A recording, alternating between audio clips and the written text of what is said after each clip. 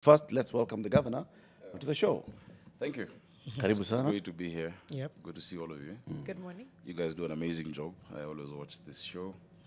It's one of the more objective, shows that looks at facts, looks at issues quite clearly and quite boldly. So I'm really happy to be here. Karibu sana. We'll face those facts quite clearly and quite boldly shortly. Yes, I love that. Jano is going to give you the brace. Good. Yeah. Dr. Auma Obama, we said Oma. Oma. Auma No. Obama once Oma. said, no, we're joking about it. She once said, if the system feels too big to fix, start by making one part of it work. So I'm throwing that question or statement to you, Bwana Governor. If the system feels too big to fix, start by making one part of it work. How do you translate that? How does it work with what you do? I love that because that's really practical. And when you're dealing with a big challenge or a big problem or a big issue, you start sequentially, bit by bit.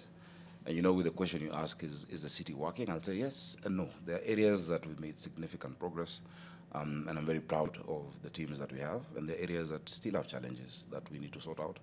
And I think it's a great opportunity for all of us to look at those quite objectively and openly and say, what is the challenge? This is our city. This is done. This is not yet done well. How do we sort this out and how do we move forward? So I like that quote by, is it Oma? Auma. Let's say Auma. Hapo Madrid, it's Oma. Yeah, it's Auma. My sister Oma. It's like the analogy of an elephant. When you touch the ears, you describe it soft, the trunk, or the tusk, or the and that's how you deal with a city of this size. Nairobi is big. Nairobi is a city of 7 million people. Mchana. Mchana, usiku, 5.5. It's a that so city, the GDP of 28 billion. Rwanda, for instance, is at $12 billion. We're almost thrice a whole country. If Nairobi was a country, it would probably be, by GDP, the 18th or 17th biggest country on the continent. 124 MCAs, 17 MPs, one governor, and 7 million people. Yeah. And so that is why we have to break it down. Yeah. In many, and I think we'll get into that. So we chop it into bits. Let's start off with what the president said. I mean, Yes. it was in Ziwani on Sunday when AIC was celebrating 70 years, and you were there and you welcomed the president to speak. And when he stood up to speak, he talked about the things that he can help with Nairobi. Let's take a listen. We're in the final stages of signing an agreement with the private sector on how we are going to clean this city. It cannot continue the way it is. Jambo la pili, tumekubaliana ya kwamba lazima pia city yetu ya Nairobi isiwe na matope, barabara za matope, barabara ambazo ziko hivi hivi. We have also agreed on what we need to do. And I have committed that the national government is going to provide resources so that we can support the city of Nairobi.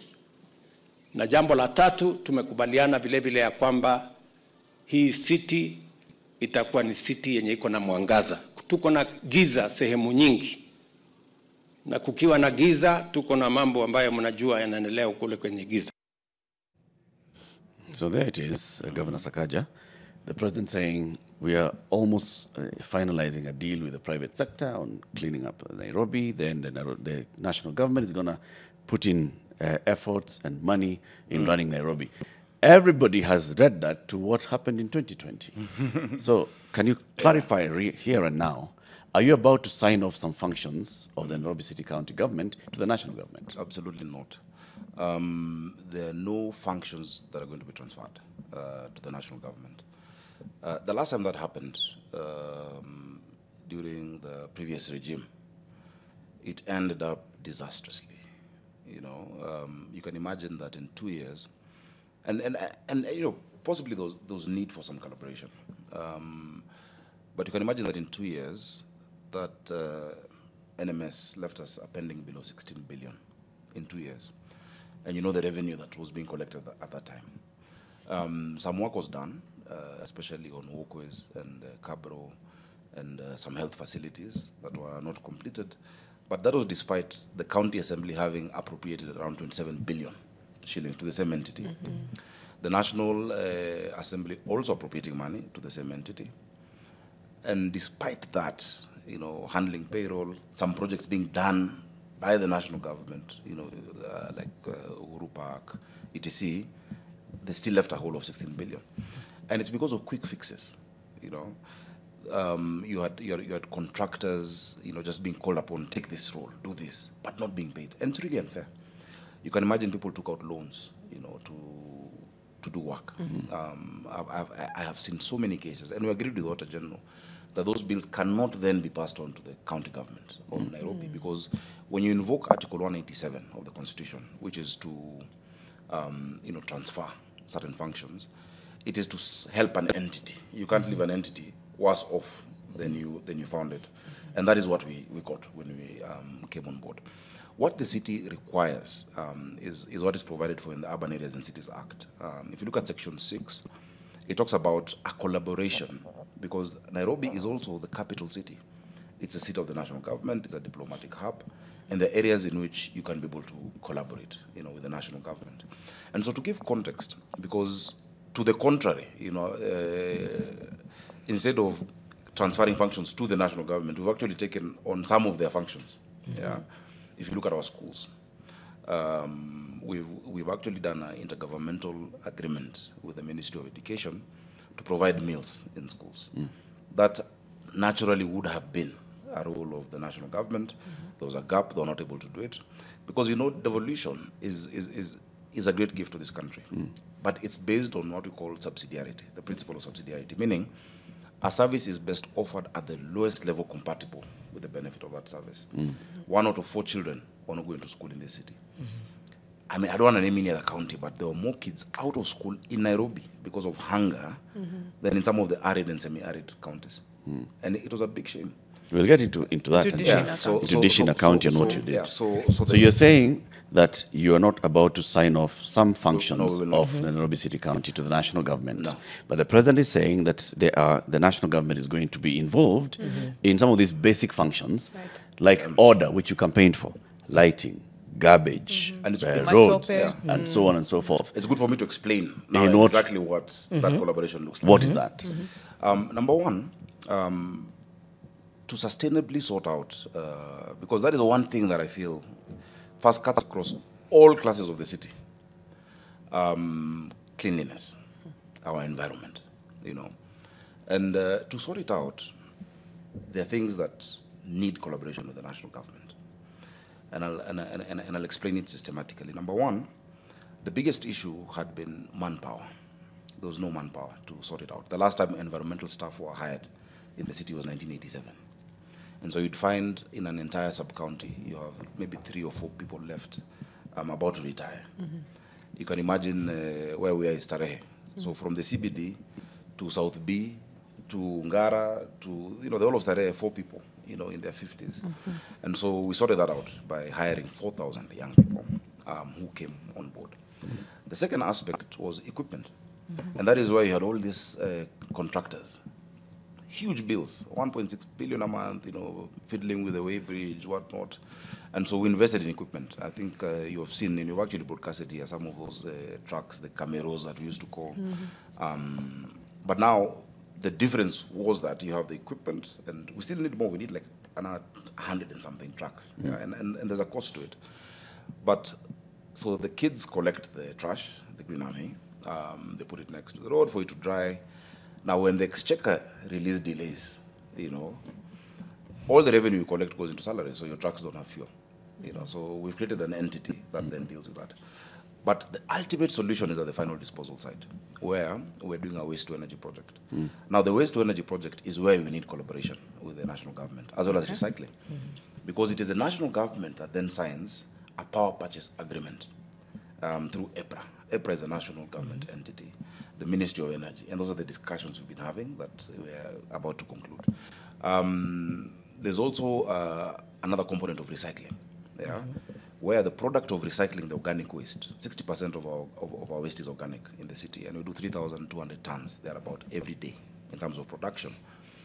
The offtake of that fertilizer would not be Nairobi County, would be the national government.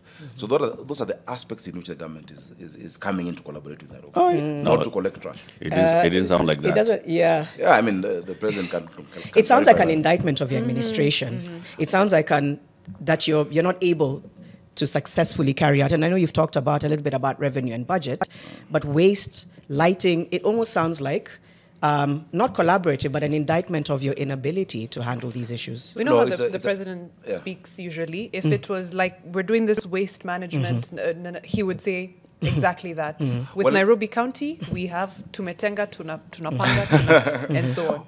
Well, I guess time will tell you either see me signing or not. There's no such plan. And you know, even when it comes to lighting, a big chunk of it, and I was explaining, if you look at the next function on the same day, because we moved from Ziwani and went elsewhere, and I said, look, I'm having discussions with the ministry and with EPRA and the president to say, look, public lighting in the city is done by the county government. When the lights go off, it's a national security issue. But if you look at your bill, your individual power bills, there is an element in the tariff that goes to rural electrification. And I asked, why is it that Nairobians will pay a bill that goes to rural electrification, yet outside their house, the street light is not working? And there's need for that. So what I was asking is that, can you transfer that tariff then to be for public lighting? You know, and that's a collaboration we need, because a lot of the challenges we have need the police. It's vandalism. We have people who, you know, because of scrap metal or to sell the lights, have been stealing, you know, our public lighting infrastructure. Yeah. We have officers from the county who were stabbed, you know, on Outer Ring Road. They were attacked. They don't have guns. You know, our officers don't have, you know, weapons that the police have. So that collaboration is needed. And indeed, we've set up an anti-vandalism unit together with the Inspector General of Police. So far, there are 20 officers. We need many more officers. Those are the kind of aspects of collaboration that I Is the national government giving funding? Is it a budget Right. thing? Is it we've got it from here, we'll take over? No. So when you say collaborate, Yeah. and it sounds like the funding is also something that where there's a big gap, is it giving money? And if that's what it's giving, is it giving anything else other than money? For the national government to give money, they have to appropriate it in the budget, in the National Assembly. That would be very welcome, additional resources. And I've always given that argument, even when I was in the Senate, that putting the capital only on the same formula as all the other counties, you know, doesn't work. Because there's much more need. You know, first of all, you're basing a lot of this funding on the census that is done at night when people are away. 1.5 million have gone.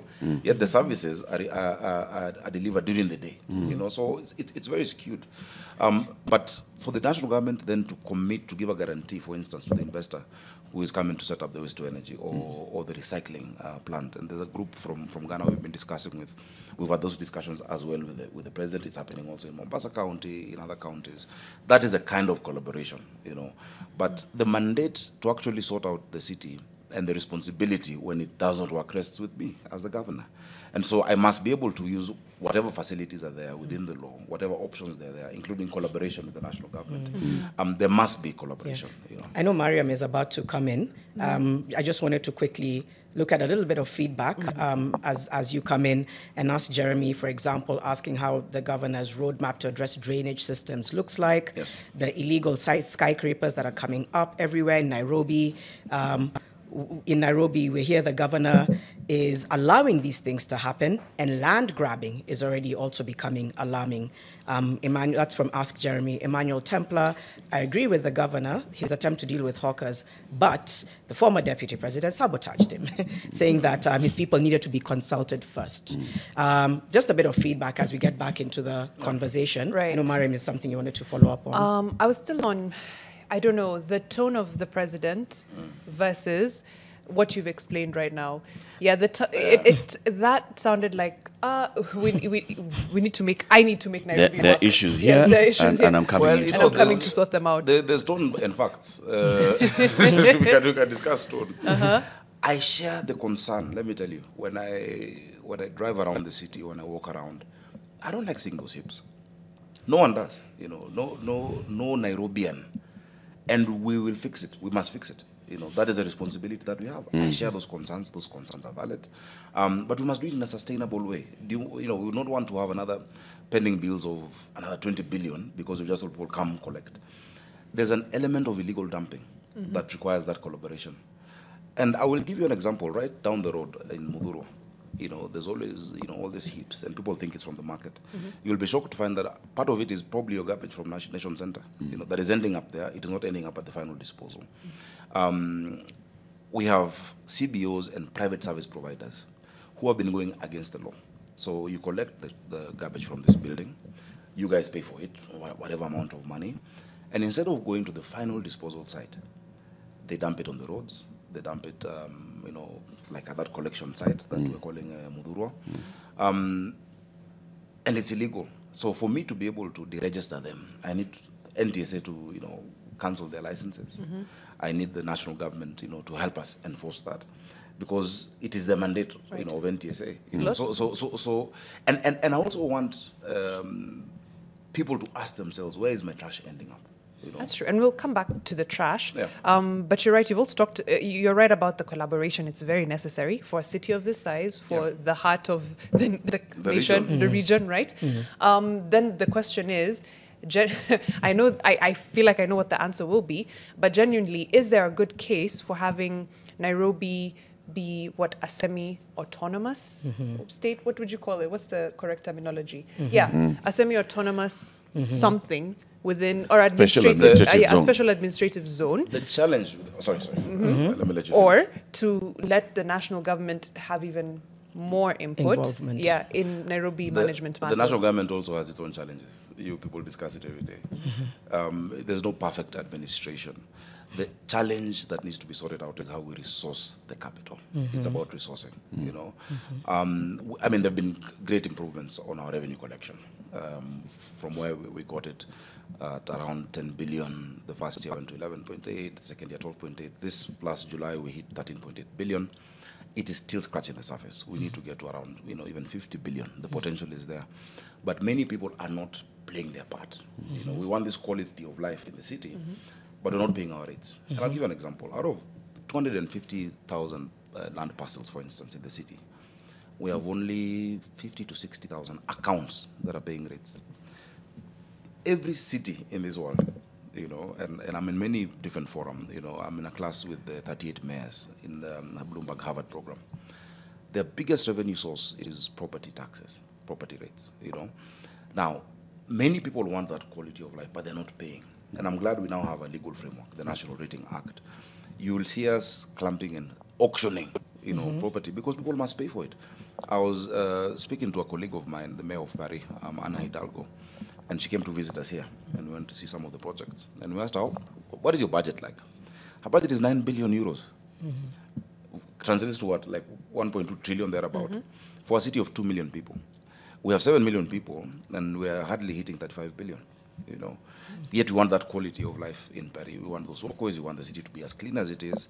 We must do our part. And people must think, is it fair for those who are possibly better off, well off, property, of something, you're not paying, but the Mamamboga is paying her 50 shillings every day, or 100 shillings every single day. It is not fair. And those are discussions we must have. This is the only capital where we actually charge rates on undeveloped site value. Half an acre of land in Kileleshwa, for instance, with one house, is paying the same as its next door neighbor with 60 houses. Yet they need water, they're using our roads, etc. So those are discussions we must have to sustainably fix the city. And those are things that we are doing. We're going into a short break. Had you started sounding the alarm earlier? Because it sounds like something happened and the president realized, and I still think in a way there's a bit of an indictment to the administration, and realized the government needs to step in.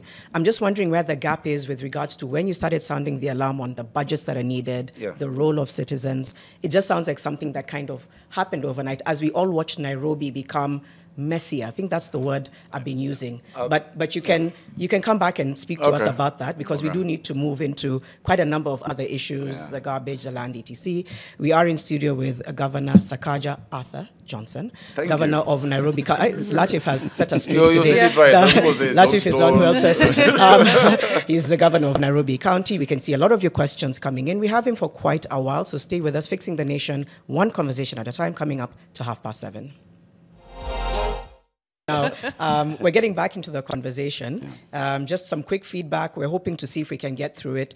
A few people saying, so Kenya Home 254, can the governor tell us what's working currently? They're saying we don't want stories. What is working? Odero Kefa asked the governor on Dandora dump site and the over 10,000 pigs in that area that are sold for human consumption. Beatrice Wairimu, Nairobi is working. Stephen Muthama, Governor Sakaja has done well. NMS set the bar too high. He hasn't bolted it. However, this admin should honor agreements with unions. So he's bringing in the issue of unions. Honorable Nyakundi saying fixing Nairobi isn't easy. We'll give credit where it's due, saying that the governor is trying. Somebody else says, question, when will those that have embezzled funds be held to account? Nairobi is working. The governor is doing more. People talking about traffic, etc. So the feedback is really coming in. And I know that even during the break, we say that we'll come back and just try and get a straight answer about the involvement of the national government. Before we go into some of these issues that everyone is, I think, collectively complaining about, from the garbage to the drainage to the filth. But first, I know you were like, listen, tell it to us straight. Yeah, that's what we'd like to hear. I mean, you came with the promise to restore order in the city. By the president's admission, and your own admission this morning, that order has not yet been restored. The president comes in and says, we are going to bring order to the city. When they are going to bring order into the city, what are they going to do as a national government? I don't know which other language I can use to explain. That's the most straightforward one. Is the national government going to bring in garbage collectors? Is the national government going to put up street lights? Is the national government going to repair roads? Those are the things that the president said.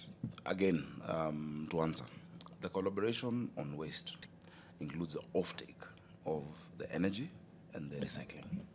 You cannot conclude that contract without signing off with the agency that is constitutionally mandated to provide energy. You know, so we're going to do 45 megawatts from Dandora dam site. We've already signed on China National Electric and Engineering Company as a county government. What is left is a power purchase agreement that has to be entered into by the national government. You will not see government, national government officers on your street collecting trash. No. That remains a function of the county government. We've asked for a special tariff for street lighting in the city. And the conclusion of certain projects, for instance, you know, during that same period of NMS, one of the stall projects was a lighting project where we have 15,000 street lights that are in a store owned by CRBC because it was not paid for. And we asked them, please conclude, please pay that already had been engaged, you have been engaged in, for us to, you know, put them up in the city. There's around 450 kilometers worth of cabling. And so Nairobi will not transfer functions to the national government, but we will collaborate. And that is what is envisioned. The writers of the Constitution envisioned a collaboration, a special collaboration between the capital city and the national government. If you look at the rivers regeneration program, I think that's one of the best examples of that kind of collaboration. So the national government has engaged a contractor to sort out the entire basin. This Nairobi Rivers Basin straddles more than just Nairobi as a county. You know, coming from Kiambu, we have the Nairobi River, we have Ngong River coming from Kajiado, we have Mathare River, that all end up in the Athi going to Thwake Dam. Thwake is a big project being done by the government, but what it is receiving is poisonous. So of course the national government must collaborate with the counties in that river basin. A big part of it, which we are doing, is a trunk sewer on both sides of the Nairobi River, for instance, 54 kilometers of a trunk sewer that then will help us sort of sanitation. For the next 50 years, it's 1.8 by 2.4 meters. So there must be collaboration. We cannot assume Nairobi is an island that doesn't need working with the national government. And that is the extent to which we're going to collaborate. Okay. But Senator Sakaja campaigned to become governor of Nairobi Yes. and to restore order. Yes. Senator Sakaja promised that Nairobi will be clean. Yes. Today, people are complaining, and you have admitted Nairobi is not clean. Yes. Senator Sakaja promised that Nairobi's roads will be motorable. In fact, as a senator, you participated in negotiating for some road in Mwiki residents surrounding were, Mwiki. were complaining, and you went there and said, when I become governor, you'll never be complaining like this. There are many roads down in the city. Senator Sakaja promised that if he becomes governor, Nairobi will be lit. Those three things are not happening. 3 Has years Governor in. Sakaja been unable to deliver on his promise? No, Governor Sakaja has delivered greatly on those promises. Number one, Senator Sakaja did not promise a quick fix or an instant solution. Neither did he ask for a 3-year term. These things are work in progress. There's been improvement right now across the city. I don't know which route you use. You will find roadworks going on. You know, the city is almost a construction site. There are roadworks happening, you know, from the east to the west, north and south. That is happening, and you must keep doing it. The challenge in some areas, for instance, and I'll give you an example of Dagoretti North, was quick fixes. If you look at Chania Road, Kindaruma, etc., where there's been a big complaint about the roads, it's because every intervention was just doing a top layer of tarmac. Yet the base of that road is black cotton soil. Yeah. And so we said, no, let's not do that. Let's do a full reconstruction. It is ongoing right now. So that every year we won't have to do that. Number two, let us charge these heavy construction vehicles that, and you know, they're doing construction, which must go on because the city is growing, but they're destroying the roads. You know, so they must, number one, continue to maintain the roads where they are doing the construction. Because even if you look at, you know, those particular roads, the direction to which, you know, the trucks are coming loaded, whether it is the pre-mixed concrete or the heavy steel, is worse than, you know, the other direction. And so we've said, number one, we will not give you an occupational certificate before you restore the roads. And during the period of construction, you must maintain the road. Okay. You know, so those are things that are ongoing. So There's no day it's that been you'll 3 finish. years. It's Yeah. been 3 years. How much longer do you want the people of Nairobi to give you?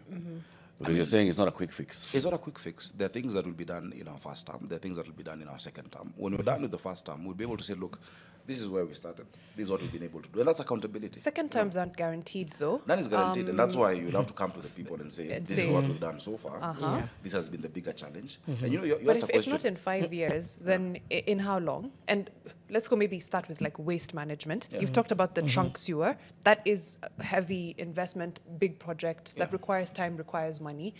But when it comes to quick fixes, just so Nairobi doesn't smell, drainages aren't clogged, etc., flooding still, those still haven't happened. So you could talk about the trunk sewer, which is a great initiative and will take time, but still Nairobi smells.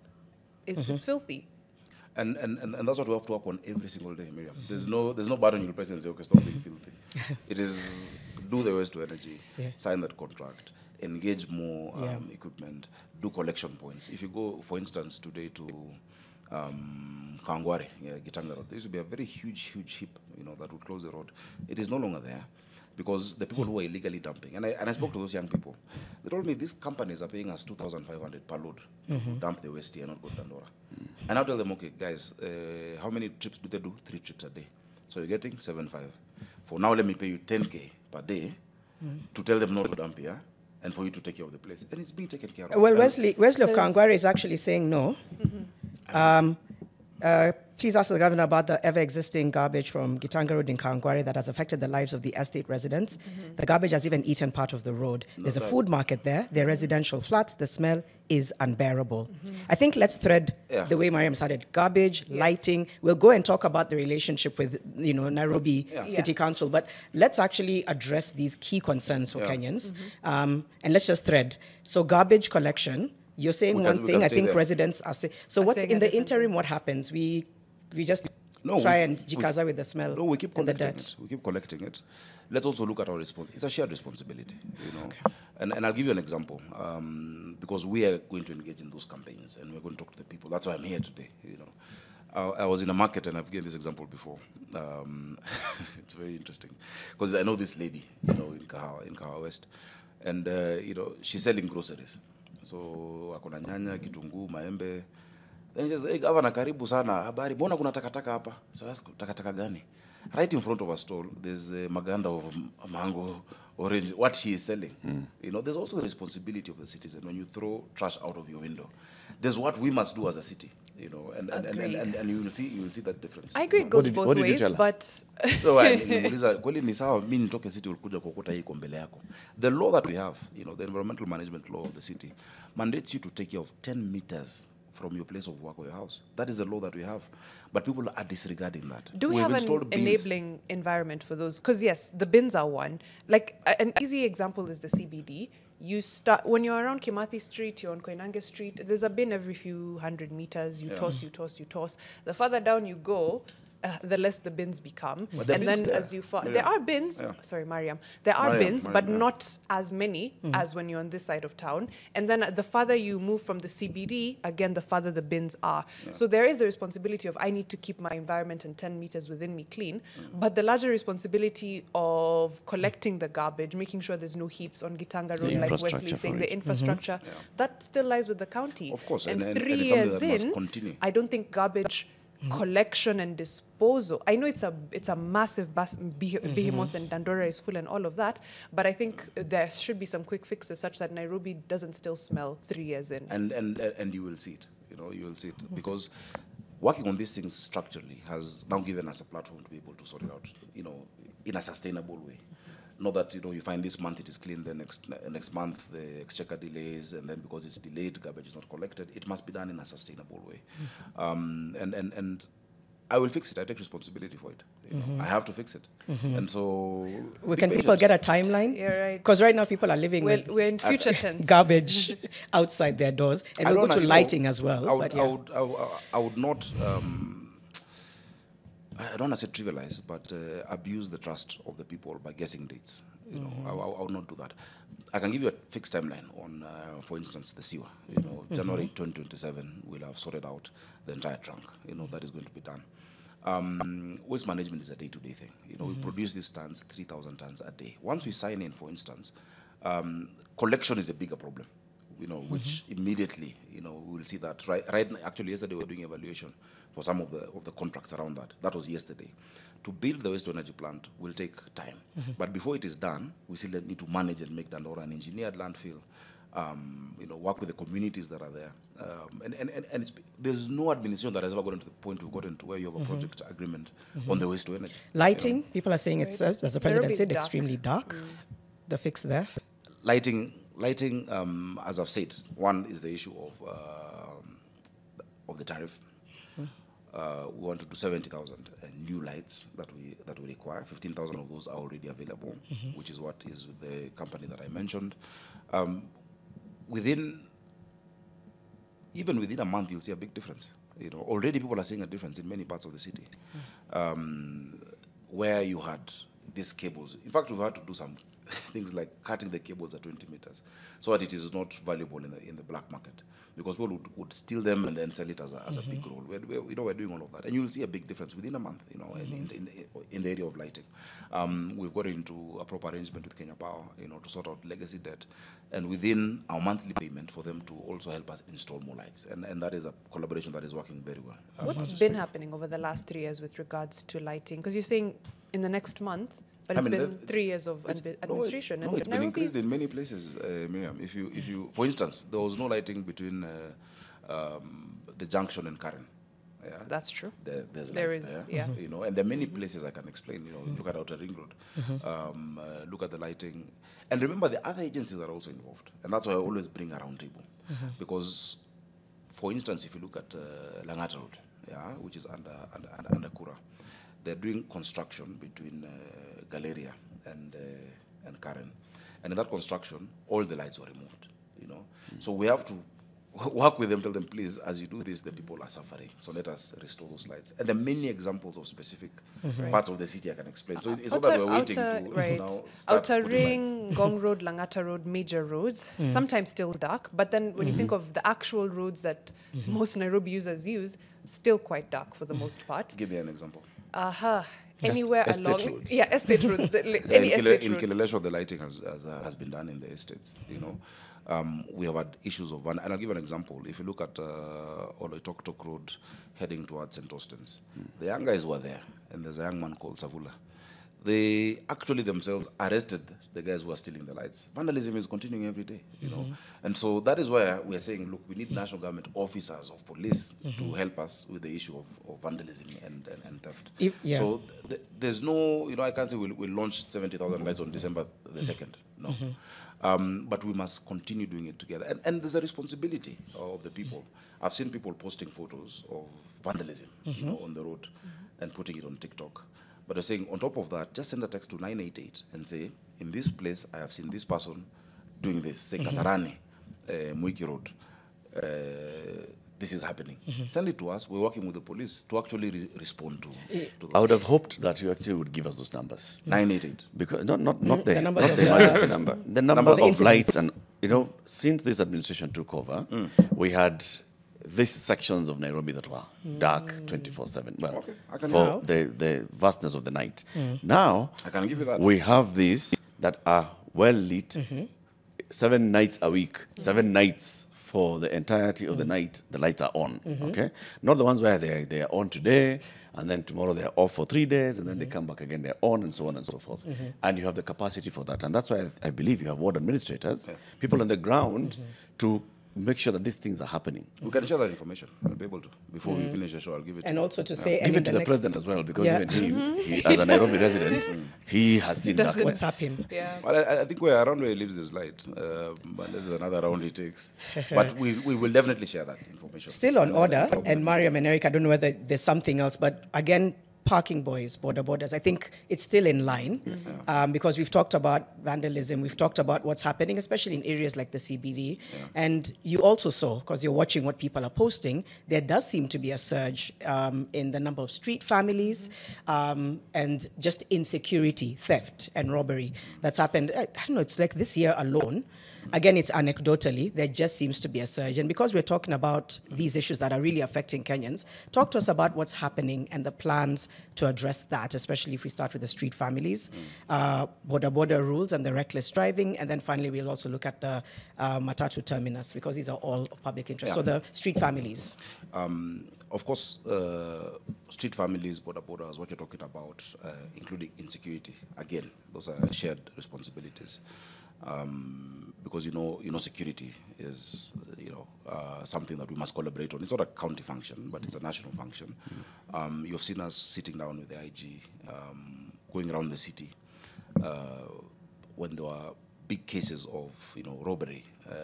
I don't even want to call it petty crime, because crime is crime.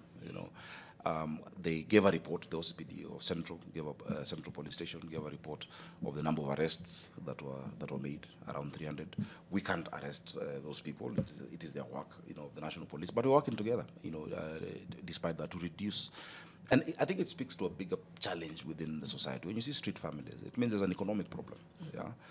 There's an economic problem in the country or in the city that needs to be addressed. There are many social, protection initiatives by the national government and the county government. We have our rehabilitation centers. We have, safe houses. We have homes. If you go to Karioko, if you go to Makadara, if you go to Kayole, where we're taking these people up, we need more to be done, around that. We're not the kind of administration that would then round all these people up and put them in a truck and dump them elsewhere. We've seen that happening in other counties, and we've seen that happening before. It is not the solution. It is to be able to say, okay, what can we provide, as a society for these families? Because, and it's the same way people wanted us, look, get rid of all these people hawking. I said, no, they're also Kenyans. The same way that you come here to eke out a living for your children is the same way somebody comes to sell things in the CBD. But let's tell them where to do it from. And we've seen a lot of improvement in that aspect, That is why we're building markets, and our markets are about to be concluded. We have additional markets. Go to Juju, it's complete. It's almost complete. Karen, Mutuini market, a huge one, is almost complete. The national government is also doing their share of markets. But these are problems in society that we must keep working on together, with them. Part of the solution has been the CCTV program.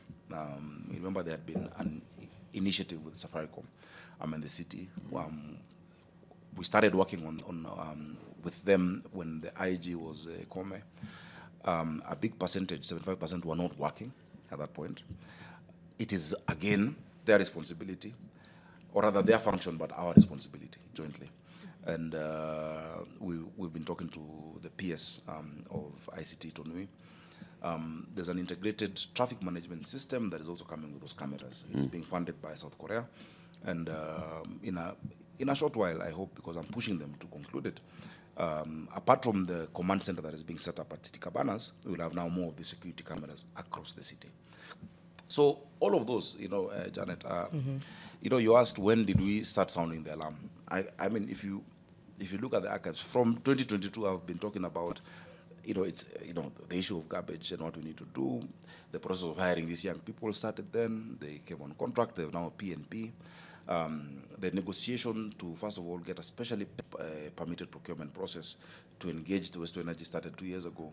It has been concluded. Now it's the PPA. These things don't happen in a day. Unfortunately, we'd all want it to happen in a day. There's no governor who wants trash or who wants there not to be lighting. And we must then take account of that progress that has been made in that respect. So, and I'll give you those numbers of the additional lights. In many of the wards, even working with our MCAs, there's been this Mundika Muizis, the high mast lights that have been put up. And we'll keep adding them, because we have to keep adding them. But I'll give you the specific areas and how many have been added. I mean, the 85 wards, so if you want me to list all of them, I'll be able to do that. But I'll share that, because I think it's information that the public deserves to have, and I need to respond. Okay. I wanted to move on to Dishina County now, which has fed many, many learners. You can give me the exact figures. The question, my number one question was, it feeds children in public schools, yes? What about those in, what are they called? Informal schools, yes. I think those are some of those that need food. And they don't exist within the structure of public schools. That's number one. And then we'll get into now other matters around Dishina County. But first of all, how many learners a day are we feeding now on Dishina County? Thank you. Let me give you the impact of Dishina County. The impact is an increase in enrollment. And you have less of these children in the streets during school days. That one, everyone will tell you. When you're feeding 316,000 children, many of whom were not going to school. In 2022, there were 210 or so thousand children in our schools. Now we have 316, and going up.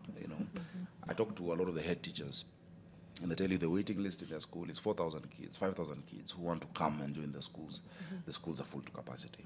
We're about to celebrate the 68th millionth meal, that we've done ever since the program started. 68 million meals is not a joke. We built 17 central kitchens in every constituency, across the county. It's provided thousands of jobs, because you have the chefs, you have the cleaners, you have, the drivers, the loaders, and the farmer, because this food comes from somewhere. We get our grams from Busia, the western, green grams. We get maharagwe from another part of the country. We get tomatoes from, Nyeri and Nakuru. And so there's a whole ecosystem and value chain that is really benefiting from this. And I know the impact, even as I come to, the exact steps towards getting to the informal, is a young girl who I met in January last year, Mildred. Mildred was a student in New Kuimbuini Primary in Kangemi. And, so we're issuing the scholarships for high school. And she was wearing this watch, the Tap to Eat watch. And I asked her, why are you wearing this watch and you're going to high school? I don't have a feeding program in high school. And she gave me a story. She's an orphan and lives with a grandma. She had never gone to school, 2 days straight because of hunger. Like, she'd have to go to the market in Kangemi. But for the first time, because we had introduced it the third term of the previous year, she was in school every day. She used to perform very poorly, but she became one of the top performers in the city just because of being in school every day. And she said this has guaranteed her future. We use this technology where we can be able, to load by M-Pesa and know how many children are we allowed to feed, have their parents given consent, do they have any allergies. We have labs where we test the food every single day from every single container. When the food gets to the school, the temperature must be checked. If it's below a certain temperature, the food will not be served. So Nairobi has had a challenge of public schools. a city with 17 constituencies and 7 million people should not have less than 250 schools, you know. And that has been a problem over the years. In fact, in one of the functions where, you know, we're groundbreaking for one of the kitchens, the president was shocked. He said when he was an MP of Eldoret North, he had 150 or 70 schools in one constituency. Yet the whole city, by that time, had only 210. And so that is why we're moving to build more classrooms. We did 1 billion worth of classrooms last year. Every constituency got 58 million, you know, to build at least 30 or 33 classrooms. We're doing 1,500 ECD classes to bring these kids into the formal setting. Now, many children are not in our public schools.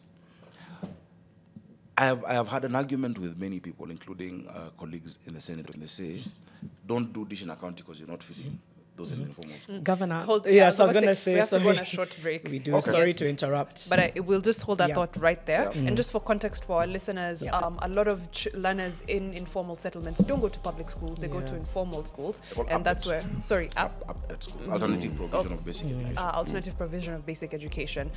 That's where the question is around how to feed those and how they're being met by Dish in a County. But we'll be right back after this short break. Hashtag is Fixing the Nation NTV. We'll open the phone lines in the next hour.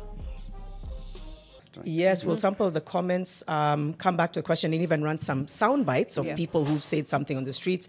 Why do councillors and city hall employees park their vehicles anywhere? This is Wamukuha. Hey, Ask- Councillor, that's a one. Ask Jeremy. These are citizen questions. We're going to ask them as is. Yes. As they come. Ask Jeremy. Ask Sakaja, according to him. Should Nairobi be devolved or left to the national government? I feel like we've gone talked a little through bit that, about yeah.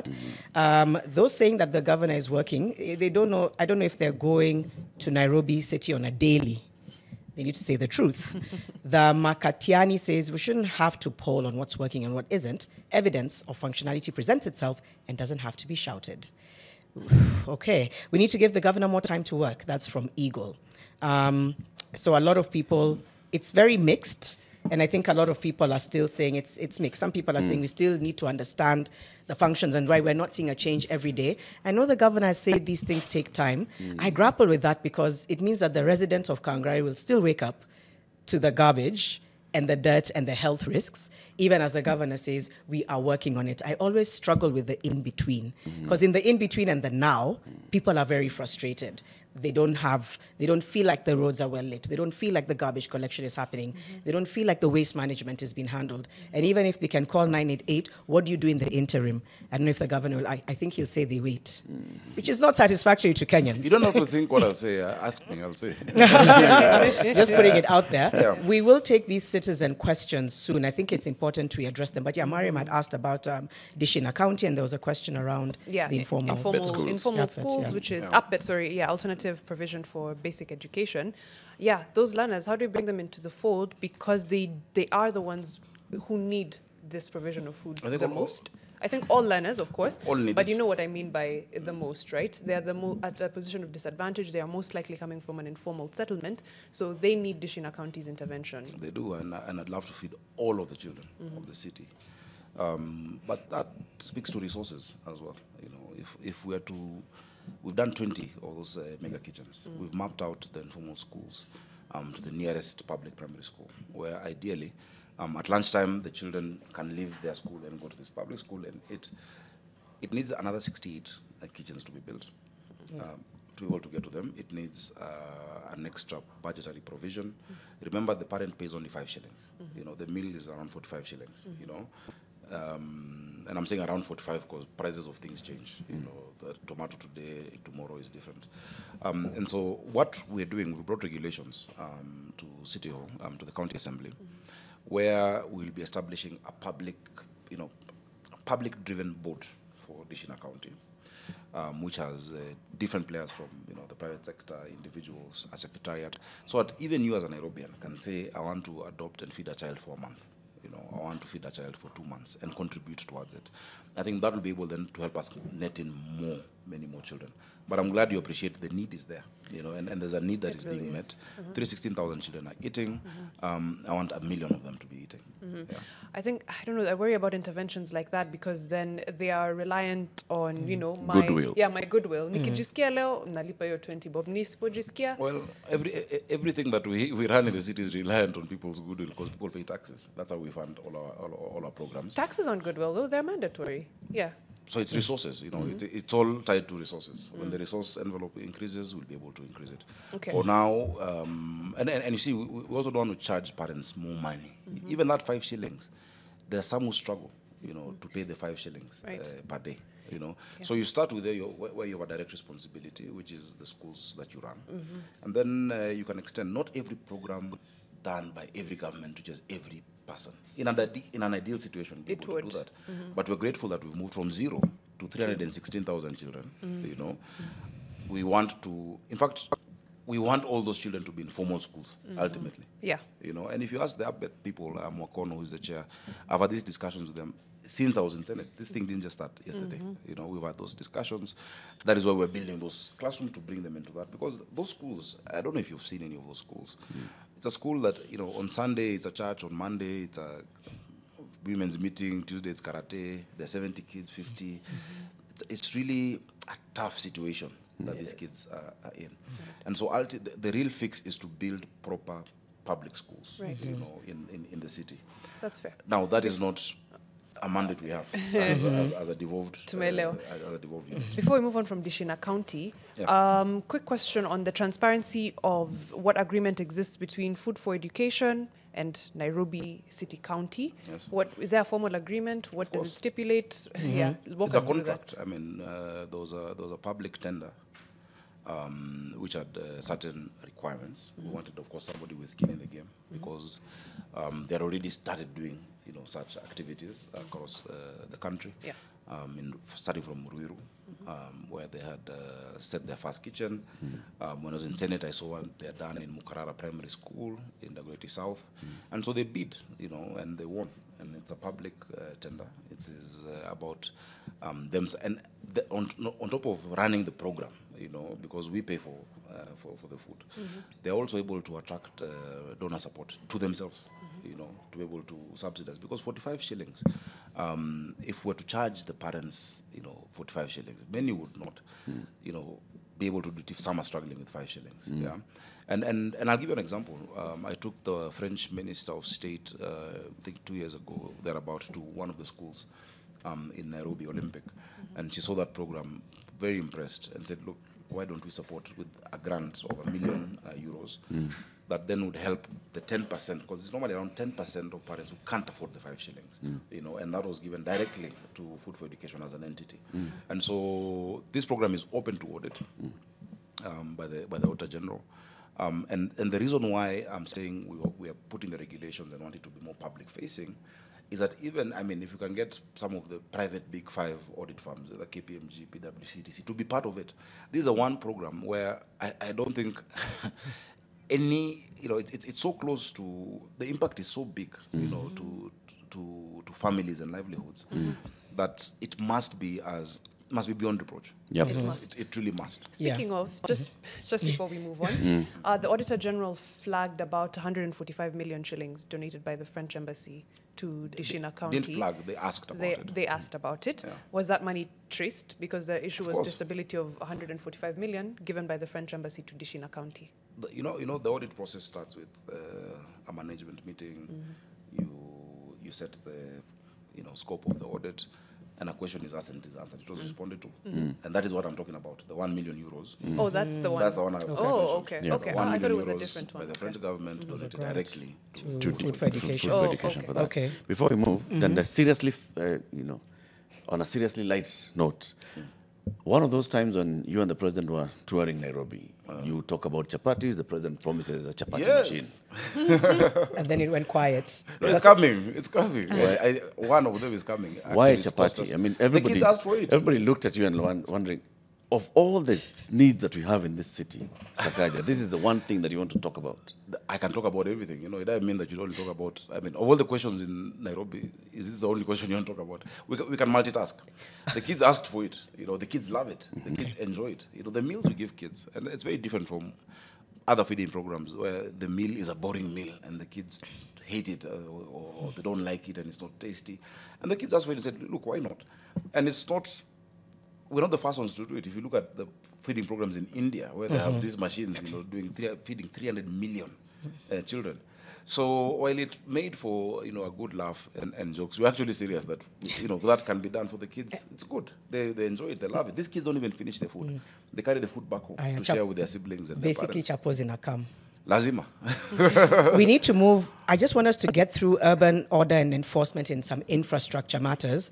Let's run some vox pops. We spoke to residents in Nairobi to ask them, come on Nairobi na work. Let's hear what they said and see if we can come back and just address some of those other issues before we move on in the conversation. Let's run some of those vox pops. To be honest, aja deliver kulingana venye aliahidi watu. First of all, hawa makanjo wenye wameandikwa wa vijana wameandikwa wengi sana. Na vile wameandikwa wengi sana, si hizo jobs ziko mingi sana vile wako. So in most cases, unapata hao like kanjo wana end up kuharass watu wa mat. Because even the tiniest of mistake, unapata wanakushika like wanakutrain watakupeleka yard juu wanataka do, pia wako frustrated bado ni vijana na hakuna jobs. And yet walikuwa wameahidiwa kazi.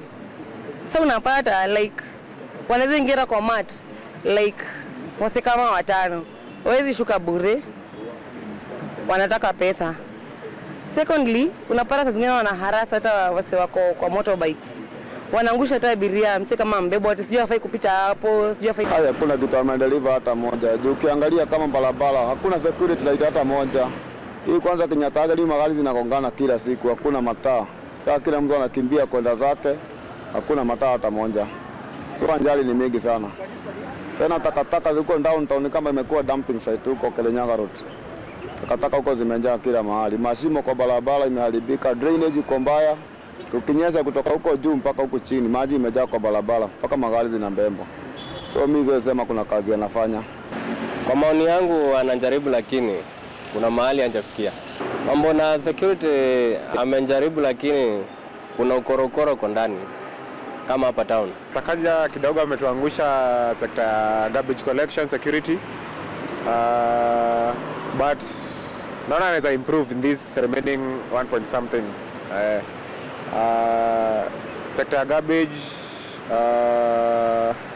sana hizo side za bus station huko chini huko wapi na security pia angalau ajaribu angalie maneno lights ziwekwe pia hizi lights ziwekwe na pia waweke the cameras ndo zikiwekwa zisispoil. It's literally, yeah, it's the same issues that are coming up. I think the governor has addressed some. I don't know, maybe not to people's satisfaction. Yeah. And I must say those are very, very honest comments. If you see the people, not rehearsed. Those are concerns I share, and those are things that I must fix, and I'll fix them. Yeah. What will it take for you to actually convince the people that you're working? right. Because you For see, the work to be done. Many of them are saying, hafanyi kazi. I think everyone is affected at their point of where they see, where they live, what they interact with every day. There are those who are extremely happy. You will not convince any of the parents of the 316,000 kids that there's no work going on. They feel such a relief. You can imagine somebody who, and it's many Nairobians who live, from what they earn today, or yesterday is what will feed them today. The ladies who wait to be called as a mamafua, and they might not be called, but they know whether I'm called for a job or not, whether I get a mjengo gig or not, my child is eating. There are those who have the lights. I'll tell you 5 settlements, for instance, where there was no complete lighting. Huruma fire victims, Madare, Matopeni, Pumwani, Majengo, and Spring Valley. They're seeing it every day.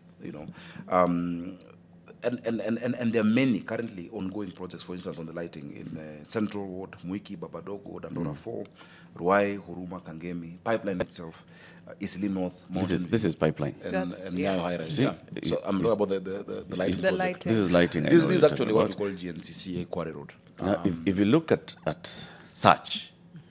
This is what you campaigned against. You said we cannot continue having such kind of sites.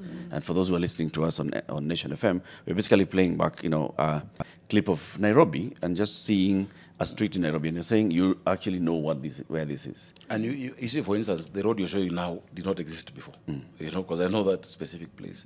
And, there are areas that have completely changed.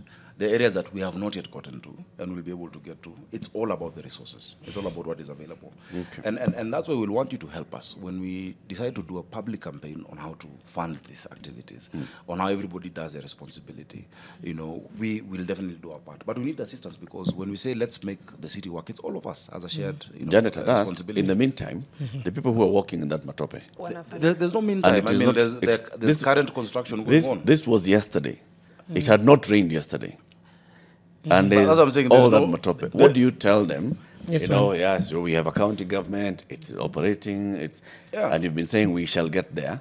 What are you telling them to do today? Wade through the mud today? For how long? The road will be done. They're ongoing projects. We can list for you, especially ward-based projects. The highest ever before was 200. The first year we did, 735 million shillings. And those are these roads in the informal settlements, in the estates. The second year we did 950 worth. This last year that we've done is 898. There are also many before and after photos that I can show you here that maybe you've not been able to get, of areas that have completely transformed across 85 wards in the city. How do you prioritize which roads to begin with? Because public participation. Because the people of Pipeline then would say vehemently that we need roads. There are roads done in Pipeline. There are roads done in but Pipeline. That one has not been done. It'll be put on its program. We'll get there. Number one, when you have 23 million, for instance, per ward on a ward-based program, you'll say, let me start with this one, then I'll get to this one. We can be able to show you which ones have been done and which ones we're getting to.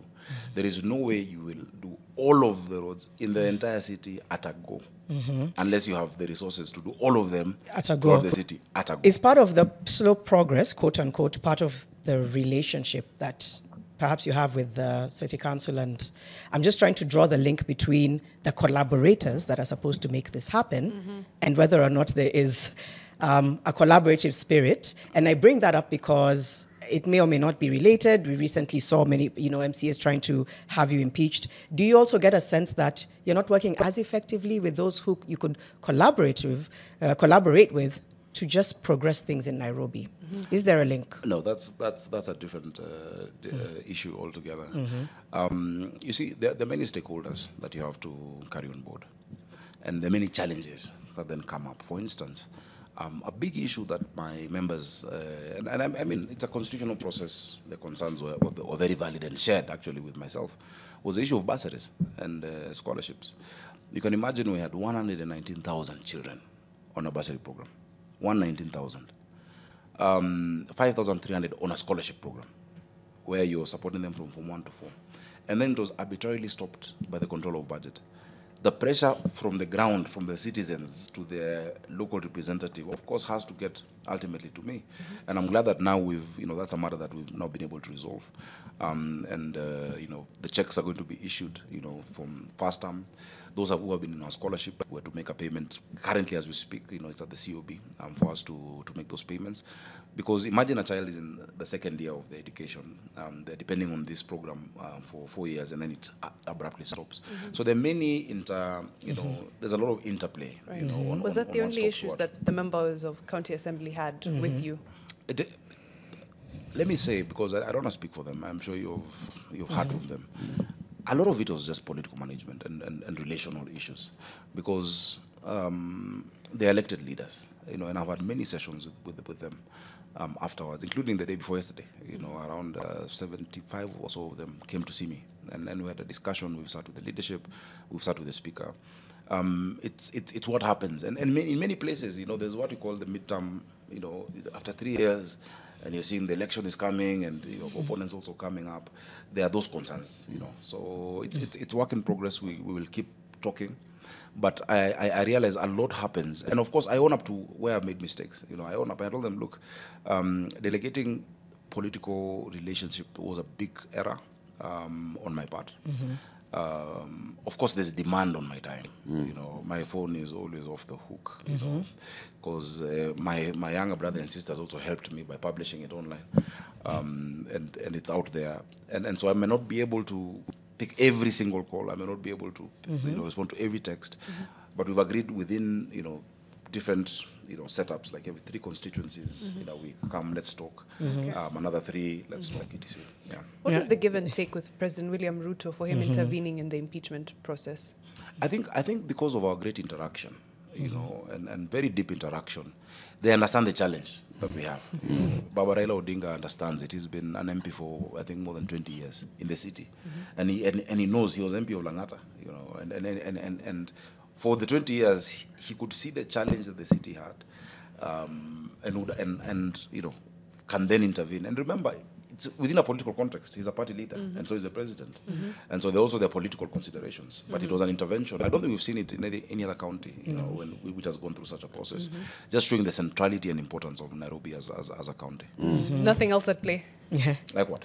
I don't know. So she's asking. When you say nothing else, you must have an idea of what. I was going to ask a trick question as to whether it's a political advantage or disadvantage the way they for them to, I think, for lack of a better word, swoop in and save the day and intervene.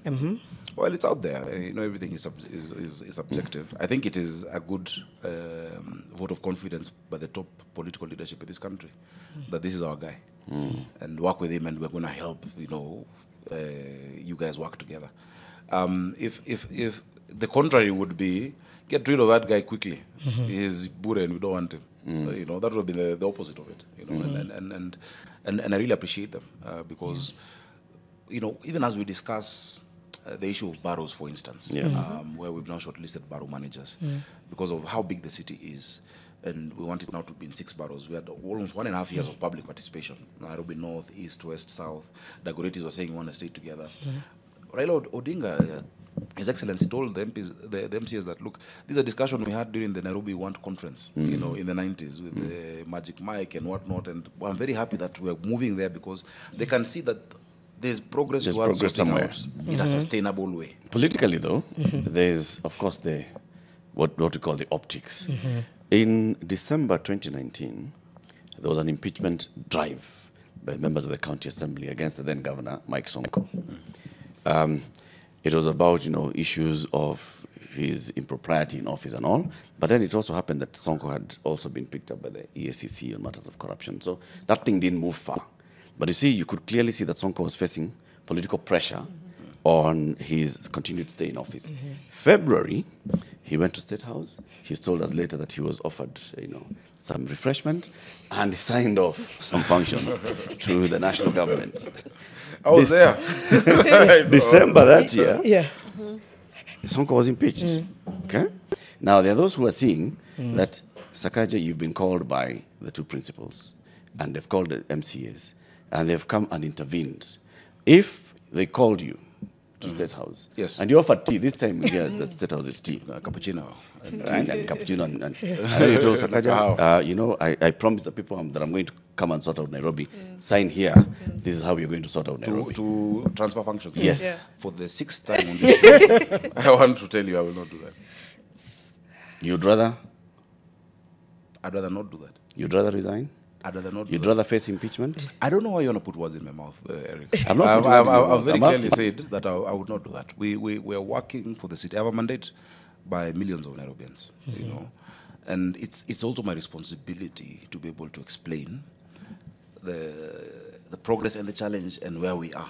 And I'll keep doing that because I respect that is an almost sacred mandate. Okay. That the people lined up and said, come help us sort this place out. Okay. And that's why I should be able to give track record that, look, we've done this so far, this is where we're going to, this mandate rests with you. Okay. Now to throw it away would be suicidal. Would be failing your own self. As we go to the break, there are very many questions, people asking about the health sector. Health workers back to work. 2 weeks ago, they were up in arms because there was delays of salaries. Yeah, are they back to work? They're back to work. There are delays all over because of exchequer. Remember, the entire 20 billion that comes from the share of equitable revenue really covers salaries only in the city, And when you have a 2-month delay where Exchequer should come on the 15th and it does not come, it immediately affects that. We're normally able to cover it on a good revenue month. No revenue is in seasons. Yes, we do 13.8 billion, but January to March is the highest.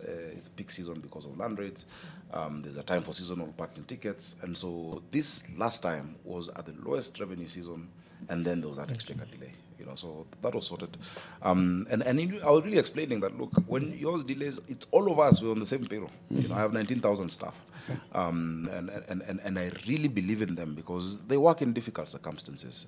A city like Nairobi, people say, oh, those are too many. It's not even close to what we need. It's not enough. It's hardly enough. Let's take a break, Governor. When you come back, we'll talk about the actual quality of healthcare delivery in Nairobi County. Let's get into that, and I hope we have time. After the break. We have many questions as well that we'll be addressing on issues that people, residents of Nairobi, and even those who work in Nairobi during the day and don't sleep in Nairobi are also asking. Governor Sakaja Arthur Johnson is the governor of County 047, Nairobi. He is answering questions from the public and from us here. Back in a moment. Yeah, so much feedback. Yep. I think just before the break, like for example, Natasha Acheng on YouTube, what are you doing about the health situation? And I think Eric had kind of put it together in terms of the health sector, the doctor's strike.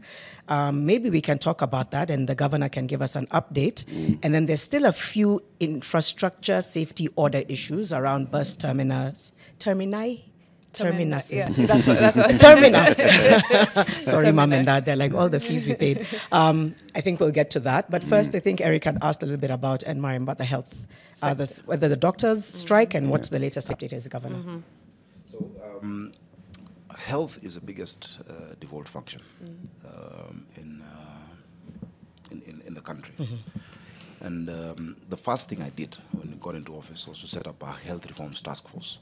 Most people, when you get into office, you go and walk around hospitals and fire people, etc. And I got some of the best minds in our country. It was led by Dr. Olive Mugenda. We had Masi Mongangi. We had, Dr. Nyelita at that time was in charge of the Health Federation on the private sector. And she's now a CEC in Nairobi. And the proposals in that task force is what guided what we did. The first thing we did is to introduce management. Most hospitals are led by a medical superintendent, which, that's a good person, but that's a doctor. And sometimes you need somebody who can also have other skills. You could be a doctor plus, you've gone through hospital management, because there are 5 elements: the financing, there is the human resource aspect, there is the supply chain issues, for your commodities, and then there's the facilities management. Is the place clean? How is the customer service when somebody comes? So introduce the position of CEO in our level 5s, and that has created such a huge transformation. Nairobi County had no ICU. There was no public ICU. It was only Kenyatta, which is not which is a referral system. We now have ICUs in Mama Lucy, in Pumwani, in Mbagathi, and in Mama Margaret. We have the first NICU, neonatal ICU. In fact, last week there's a county government that came to benchmark to see how to do a neonatal ICU that has saved so many lives of children who are born preterm. And I always go there and encourage the parents and tell them, I was born preterm, so we always end up big, like this, and they laugh. And you have the kangaroo center where even dads are now coming to skin to skin to do that. We have the first public eye hospital, that was set up in Umoja 2. There's an old man I met, 91 years old, who had not seen for 50 years, who, through our interventions and the surgeries that we're doing there and the admissions, regained his sight. And you're saying, Sitoki hapa, I have to remain here because if I leave, I may not see. He was joking. Yeah. So, there are challenges that are there because even with the unions, there's what they want in terms of their career guidelines. And I keep telling them, let's make progress bank it, progress slowly, because I was chair of labor at the COG, I was chair of labor at the Senate, and I understand that it is progressive. And so we're continuing to improve that. There's been a lot of, I think of late, there's been quite an upsurge of the numbers that are coming into our hospitals, for whatever reason. But we're trying to deal with that by not detaining people, So once somebody is treated, if you go to our level 2s and 3s, Baidesha is amazing in that level. It's really good. At the higher level, I have a small challenge with claims. But in the lower level, the primary healthcare, go to pipeline, actually, Quarry Ward, it's in and out. Until people just come in and out, do not pay a shilling in those facilities. And the PHC fund is working extremely, extremely well. And so I think generally, it's for us to do more to cushion those who can't afford. To give them quality service. I want to thank my CEOs. We're now going to the same structure at the level 4s, the 12 level 4s that we have. I have 124 facilities that we run in the city. The primary health care, I like what is happening with it. Of course, we need more people. You know, when you say Nairobi has few staff, for instance, Mama Lucy has 1,200 members of staff, you know.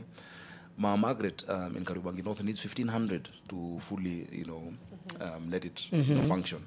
And some of them are able to be hired on local, you know, on a local arrangement. So we really, you know, have made great strides in healthcare, and many can attest to that. There had been challenges of, you know, commodities and the debt at KEMSA, and we're telling the president, look, yes, we owe them this amount of 200 million, but NHIF owes us 800 million. Why don't you knock it off at that stage? Yeah, I think that is also being worked on. Okay. I wanted to go into markets. And I want to start with Gikomba. We did a fantastic micro ground there, and it's a place that is buzzing with opportunity, life, you know, quite literally. Then there's the fire issue that just consistently comes up.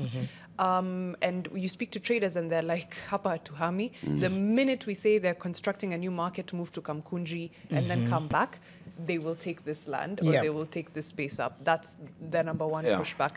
Then, of course, the frequency of the fires. And you're there during the day, there's people ironing with the old charcoal iron, there's people smoking cigarettes. Every fire hazard you could think of, but not a single fire. And then at night when there's no one around, there's a fire. There's a fire. A lot of the fires were because of land disputes, you know. In fact, way before, many years before, one of it was insurance fraud as well. But how have we sorted it out? Number one is to work with them on the security arrangement of those who take care of their, you know, their goods. Because yes, there are those fires that are caused by, you know, there are those who make githeri overnight, and you have some of the street families. So there are those accidents, electrical faults, but arson being the biggest problem there. I have built a fire station in Gikomba. We should commission it any time now for ease of response, you know, and that's something they've asked for a long time. We have a fire station that is now done in Gikomba, and we'll have dedicated fire engines there. It is done right now. I think it's just Cabro works, an essential work really, if you compare it to the, you know, bigger task. But it just shows you the vibrance of the Nairobian, a very resilient, defiant. You know, you cannot put a Nairobian down. You know, and they just keep going. That's why we're building more markets. And I now, you know, look at Jujo Mutuini, which is Mutuini is going to be very big. Before you go into the other ones, so are there plans to move Gikomba to move the traders to Kamkunji? Because that's one of their biggest fears. No, we don't have such a plan. Or to, quote unquote, modernize Gikomba. Yeah, there's ongoing construction in Gikomba. Even there was one site that was already completed. There's ongoing construction. We'll keep improving it, but we're not moving anyone away from it. And you're working closely with them. I mean, the association are the ones who come and share some of these grievances. And that you've said that the fire station, there's just a few things. So I remember they said it's just there. They see it every day, but it's of no use. Hasn't been concluded. But it wasn't there last year. You know? Does Nairobi do? But what about Nairobi's capacity to address disasters like that? How are we scaling that? Because not just Gikomba fires, but just a lot of the other issues. So disasters, how are we scaling capacity for Nairobi to address these disasters? So we have now an entire disaster risk reduction policy that deals with prevention more than just, you know, responding to the fire. We have a team that actually has been sensitizing people within the community on how to, you know, respond, how to sort it out before it, you know, blows up. A lot of these fires are gas explosions, you know, and electrical fires. There's been a big challenge of illegal connections, you know, which have caused many of the fires. Almost every 2 days, you know, you'd find a fire in Madari. We're working with the ministry and REREC to formalize those. And I told them, look, if you can't beat them, join them. Those people who are stealing electricity and distributing them, make them your distributors, give them a lower tariff, but give them better materials, because the problem is the kind of cables that they're using and that related infrastructure. gets overloaded and the place burns up, So there's progress towards that. Of course, we keep, must keep increasing our ability to respond to them. For the first time, we've gotten some PPEs for our firefighters who really do so much, and now even extra allowances for them because of the risk. They go to certain areas and they are stoned because they could be late because they're responding to another fire. And people don't realize, look, this is the same team. So we'll continue upgrading that and scaling it up. But the requirement also for private individuals in our homes to be aware of how to deal with that kind of risk is really important. We have such a short amount of time. I feel like the next section will be quick fire because there's also a question here about last year's floods displacing hundreds and concrete measures to unclog drainage before the short rains. Right. It's good, very specific. So, Governor, I think it'll be quick fire. Let's start with that one. Sorry, I've gotten some news. Yeah, that's okay. We can. Yeah. Please. It's okay. It's about drainage. It's about drainage. It's about unclogging drainage, especially ahead of the short rains. And then displaced people from the floods last year. Hundreds who were displaced in Mathare, everywhere. Fortunately, they've not come back there. Many of them are tenants. When this displacement occurs, and you must understand how the informal settlements work, you have the structure owners and then the tenants, and the disaster cleared quite a bit of the riparian, which for great part has been, restored, or rather it has been sustained. The riparian still exists. So there's no construction on the riparian? No. And if it happens, our sub-county teams and together with the NGAO teams, the national government administration officers, swoop in and sort that out. Remember, we've done a special planning area along the corridors of the Nairobi River and the river basin. It used to flood here on Ojijo Road, Kipande Road. Yep. Always. It's not flooding anymore. Why? There was a 1.2 meter drain coming from Kipande Road, Ojijo Road, draining into a 0.6 meter. And we added a 0.6 meter. And many such interventions are what we're doing to just deal with the capacity of our drains to handle increased rainfall in the city. Okay. The one for Termina. Yes. There is a question. So many Matatu Termina keep appearing along Moi Avenue. The unclogging of the drainage. Unclogging of the drainage before the next drains. What's the sustainable, long-term fix such that we don't go through the cycle of you unclog the drainage, then it clogs again, it floods, okay, then you unclog the the drainage unclog itself. It's illegal dumping, and so the Green Army, you'll find them unclogging every day. But that's why I keep saying we need a spirited public campaign around that, and also to tell you what you can do as, I don't want to say it's your fault as a citizen, also tell you what you can do. How do you know that the person giving you that service is licensed and is delivering it at the right place? We're going to be telling Nairobians, these are the companies that you can engage. These are the ones with a license from us, because we license private service providers. These are the ones who are flouting the law, so that if you're engaging this unlicensed person or this CBO, you're contributing to the garbage in the city. We have seen it with matatus, we've seen it with school buses. Yeah. Right? The Nairobi City County has its colors. License a garbage collection company and mandate them to paint their trucks in that color. So unlicensed ones will also paint their trucks in that color. Then you'll deal with those ones. You can clap down with them. It's not about the color. It's about the registration. You should be able to check. Just how we've done with our water company. We have Jitambulisha. If somebody comes to your house, you can actually check on the short code if that is truly Eric Latif and if he's bona fide, a bona fide employee. But I'll be honest, to go the second step of checking the registration and checking if that's a licensed garbage truck, most Nairobians won't do. But something that's visible. They can. They've done it before. They used to do it. It used to happen in the city. How so? It used to For happen. Garbage trucks. Yes, yes, it used to happen. I mean, a lot of the interventions we're talking about, whether it is KIPS, transfer stations, cameros, used to happen. Of course, the population was much smaller. But now we have the benefit. We have the benefit of technology that we didn't have those days. So it is a shared responsibility. People say, look at Kigali, and the people come out and clean up. They don't come. The cleanup they do once a month is not what cleans the city. It is their day-to-day activities. The cleanup is now ownership. And we're now organizing that. I'm meeting Kara next week. So that also with the residents, once in a while, we can be going out there, cleaning up, say, let's go to Westlands, let's sort it out. Part of the big problem, I've seen photos of Westlands roundabout, which, again, is under Kenha, and I've been pushing them. They removed the old contractor. They've got now a new contractor. It's taking too long. And I told my guys, look, even if it is not under us, just go sort it out, because either way, I'll be blamed. So let's Yeah. You know, let's. It's Nairobi and it's you. No, it's okay. Yeah. So the other one was order Termina, in our public transport. Yeah, is that going to be streamlined? Bus stages. Bus stops everywhere keep coming up. And we keep enforcing, you know, there are many of these illegal. Every SACCO, and I sit with this corridor of SACCOs. Remember that they used to have a lot of strikes of matatus, etc., which has not been happening. Knows their allocated spaces, and they must stick to those allocated spaces. Whenever they go against it, they have to be clamped. I'd stopped the issue of towing, but now, you know, when they go against what is agreed upon with them, I'm on the same WhatsApp group with them, and I tell them, guys, what is this? And you see them doing interventions peer-to-peer. Sometimes, you know, there are fights. You know, like now I know there's one ongoing on Moy Avenue between two of those circles that says this person has come into my space. And our Chief Officer of Mobility, Dr. Waikenda, has to deal with those day to day.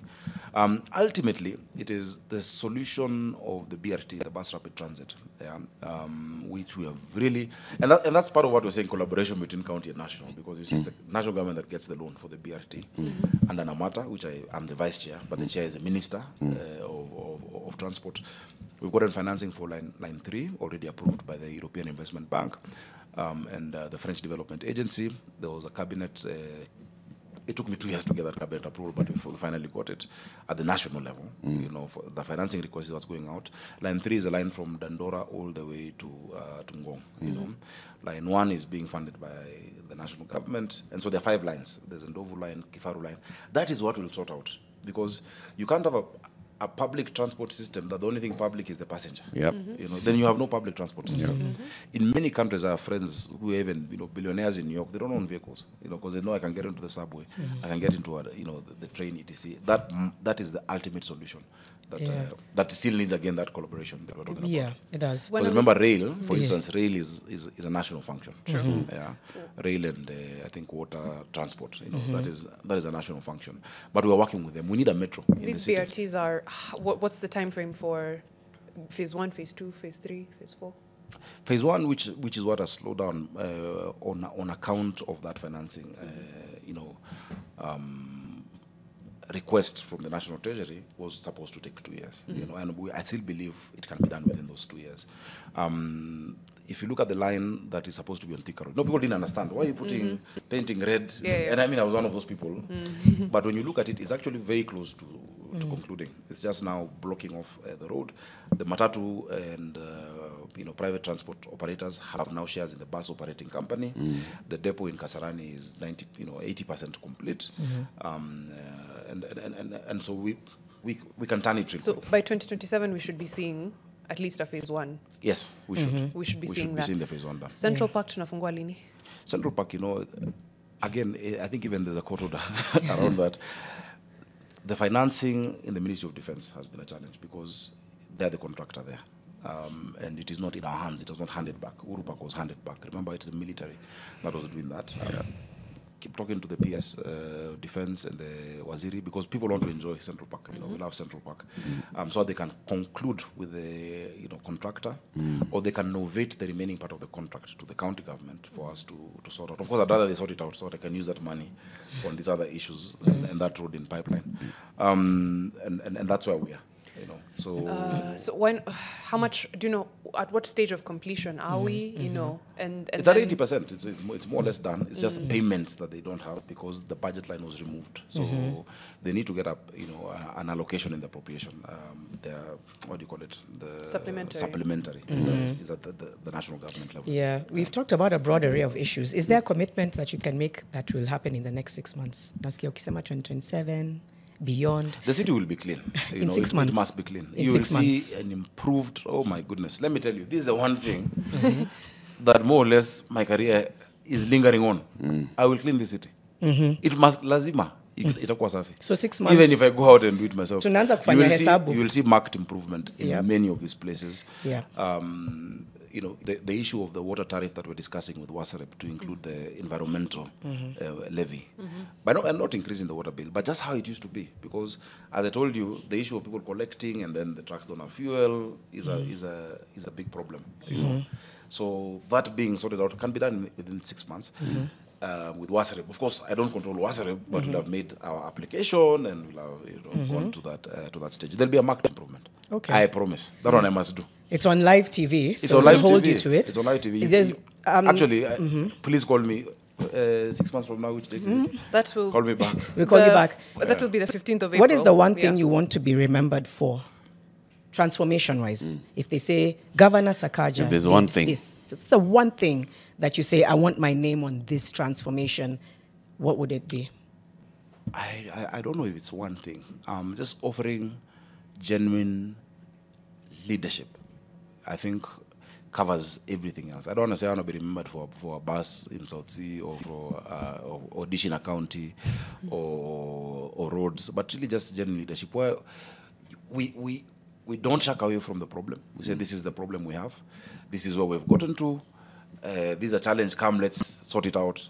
I would rather be that open and radically transparent to the people, that this is where we are. I would want to be remembered for that. Yeah. Okay. Still on Uhuru Park, just before, because we're about to wrap the hour. No toilets at Uhuru Park.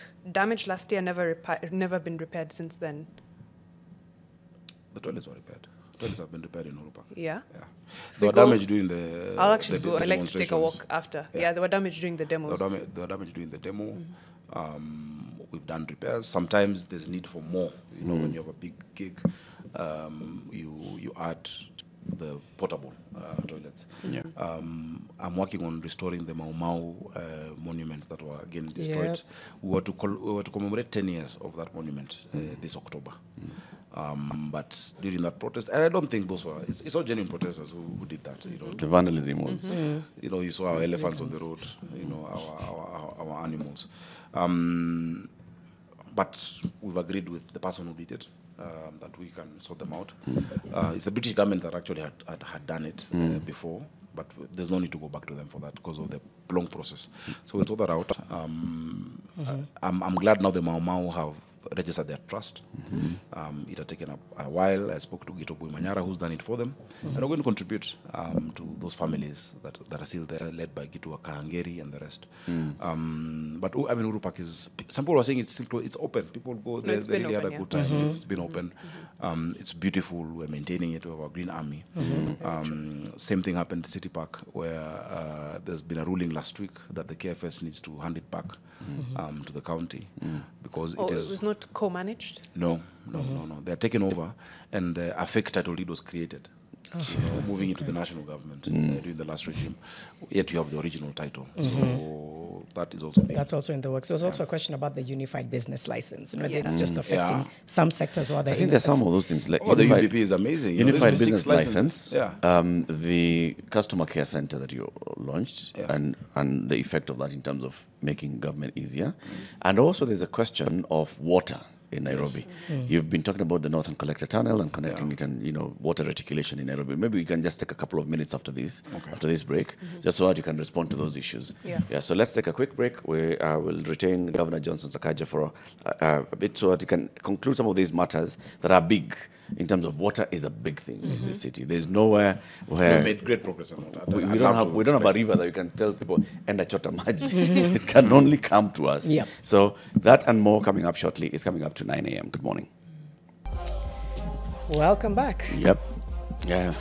Our conversation continues with Governor Johnson Sakaja of Nairobi on very many issues around Nairobi, and a lot of comment and feedback coming in. There are those who are saying, yes, he has done quite a bit. We've seen the work that he has done. There are those who are saying, no, there's still a lot that needs to be done, and that's why we're having this conversation. It is basically, we agree with both, right? It's an accountability conversation. Yeah. Like, what have you done? What have you not done? And why what was supposed to happen not happened? And when should it happen? Let's talk about, like you said, as we were going into the break, water. And one of the things that you promised is that you're going to have better access for Nairobi residents to water. I think we all know that Nairobi is water scarce, and there's no local source. There have been the 5 or so sources of water historically in the city that all cumulatively provide 525.6 million liters daily. Starting with Kikuyu Springs, done in 1908, Ruiru Dam in 1928, Sasumwa that does 60 million liters in 1958, And then Ndakaine, which was the biggest, between 94 and 97, gives us 84% of our water. Now, the target for Ndakaine and the last one was the population of 2002, which was 2 million Nairobians. Of course, we are way, way above that now. And so the first thing that I promised to do is to make sure we conclude the Northern Collector 1, which would add 140 million liters. Remember, the demand is at 900, and I'm very happy that we concluded it. It has been done. There's additional 140 million liters in the city. And there are many areas that had never been reached with, by water connections that now have water connections. In fact, I was at a church 2 weeks ago in Karengata, and I think it's one of the rare times where you ask people, "Have you seen this?" And everyone was like, "Yes, we now have water coming down, through Karen." The issue we have now is busting pipes because that infrastructure was not used to, water coming through. Langata is also due to get a lot of water because we're currently doing a pipeline through now Bomas coming into, so it goes through gravity. It is ongoing. And I mean, ever since I was a baby in this city, there was no water in Langata. Yeah. There's never been, and now a running joke almost. Yeah. And now, there's hope. We had to concretize part of the pipeline that goes through Kibra because of the illegal connections. But we've done another one through Kungu Karumba Road, that is the link to Langata. Now, there are 2 more projects that we need to conclude.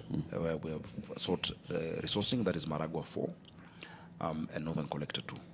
Maragua 4 and Northern Collector 2 will be done by Athi Water Works Development Agency because they do the huge infrastructure. That should provide for us another 200 million or so liters of water. We have another program in Ngedu where we have our water treatment plant where we lose 30 million liters every day through our backwash filtration system. There's a design our engineers have done called the reverse backwash system that will now bring back the 30 million. Remember, that is half of Sasumo Dam. It costs around 2-3 billion shillings. So a lot is happening.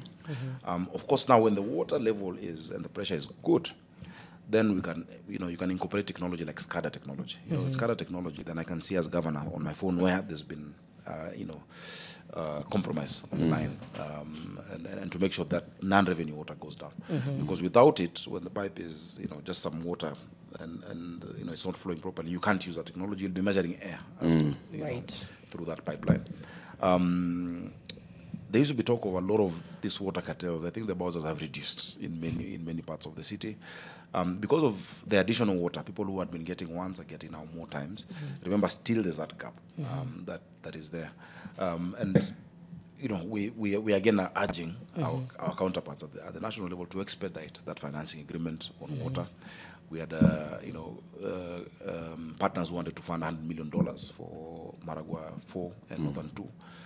The president also has ideas around it. We've had a discussion so that they can help us bring that infrastructure, and we will be able to pay for it. You touched on it briefly. Do you want to ask on water? Because I was going to move to boroughs. Oh, yeah. Because you mentioned it, but I know that the idea was to turn Nairobi into boroughs, much like New York. Yeah. To add that layer. Yes. Yeah. How does that add value to just service delivery? Break it down. And what's the delay, though, or what's happening in that process? It adds value because you see the city is huge. You cannot have one person, for instance, the person dealing with trash in Kayole thinking about Westlands. It's very different. It's a very different dynamic. Or the person sorting out, infrastructure in Embakasi South, vis-a-vis one in Dagoretti South.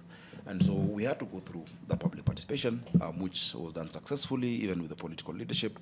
The areas that wanted to stay, together, and we've been able to do that. Like the Dagorettis. Like the Dagorettis and now Westlands. Wait, what do the boroughs look like? Walk us through these, the boroughs of Nairobi. Yeah, so you have Nairobi, Nairobi North, South, West, East, Central. Central, like CBD? CBD. Okay. So CBD has parts of Upper Hill and certain parts of Westlands. Nairobi North has now Roysambu, Kasarani coming together. Nairobi South has your Langata, Kibra, which naturally South are together. South C? South C is in there. South C is part of Langata. You have the Southeast, with Embakasi East and Embakasi South coming together. You have Makadara as well, joining that run of Southeast. Then you have Ruaraka, Mathare, your Kariobangi areas also. being in one borough. And then you have Westlands. Westlands is Dagoretti South and North. And so you have borough managers who we already have shortlisted and appointed. The remaining part is just really a legal notice on now how we're able to devolve part of the budget and to have boards. So you have a team that sits down from the community, from the resident associations, and says, look, our priority here, from this amount of money, you know, in a participatory budget framework, and say, from this amount that has been dedicated to, let's say, Nairobi North, we want you to please focus on these 2-3 things, and we'll also oversight that being done. So that people can also feel government is closer to them. You know, we've done customer service centers across the city that have reduced the reliance of coming to City Hall. People are appreciating it. If you go to Dandora now, before we go to the customer service centers, wasn't that the point of devolution? I mean, why are we creating another unit of administration within Nairobi? We have wards. Because you need that. You know, a ward is too small for its own economic absorption as a unit, and so you're able to bring a few constituencies together. You see, as I mentioned, when we talk about subsidiarity, the lower level that decision can be sorted out. And I'll tell you an example is during the floods. You know, at City Hall, sitting at City Hall, and you ask the person in Molem, what is the solution? They have the solution, but they don't have the resource. At that point, it doesn't have to be made at City Hall.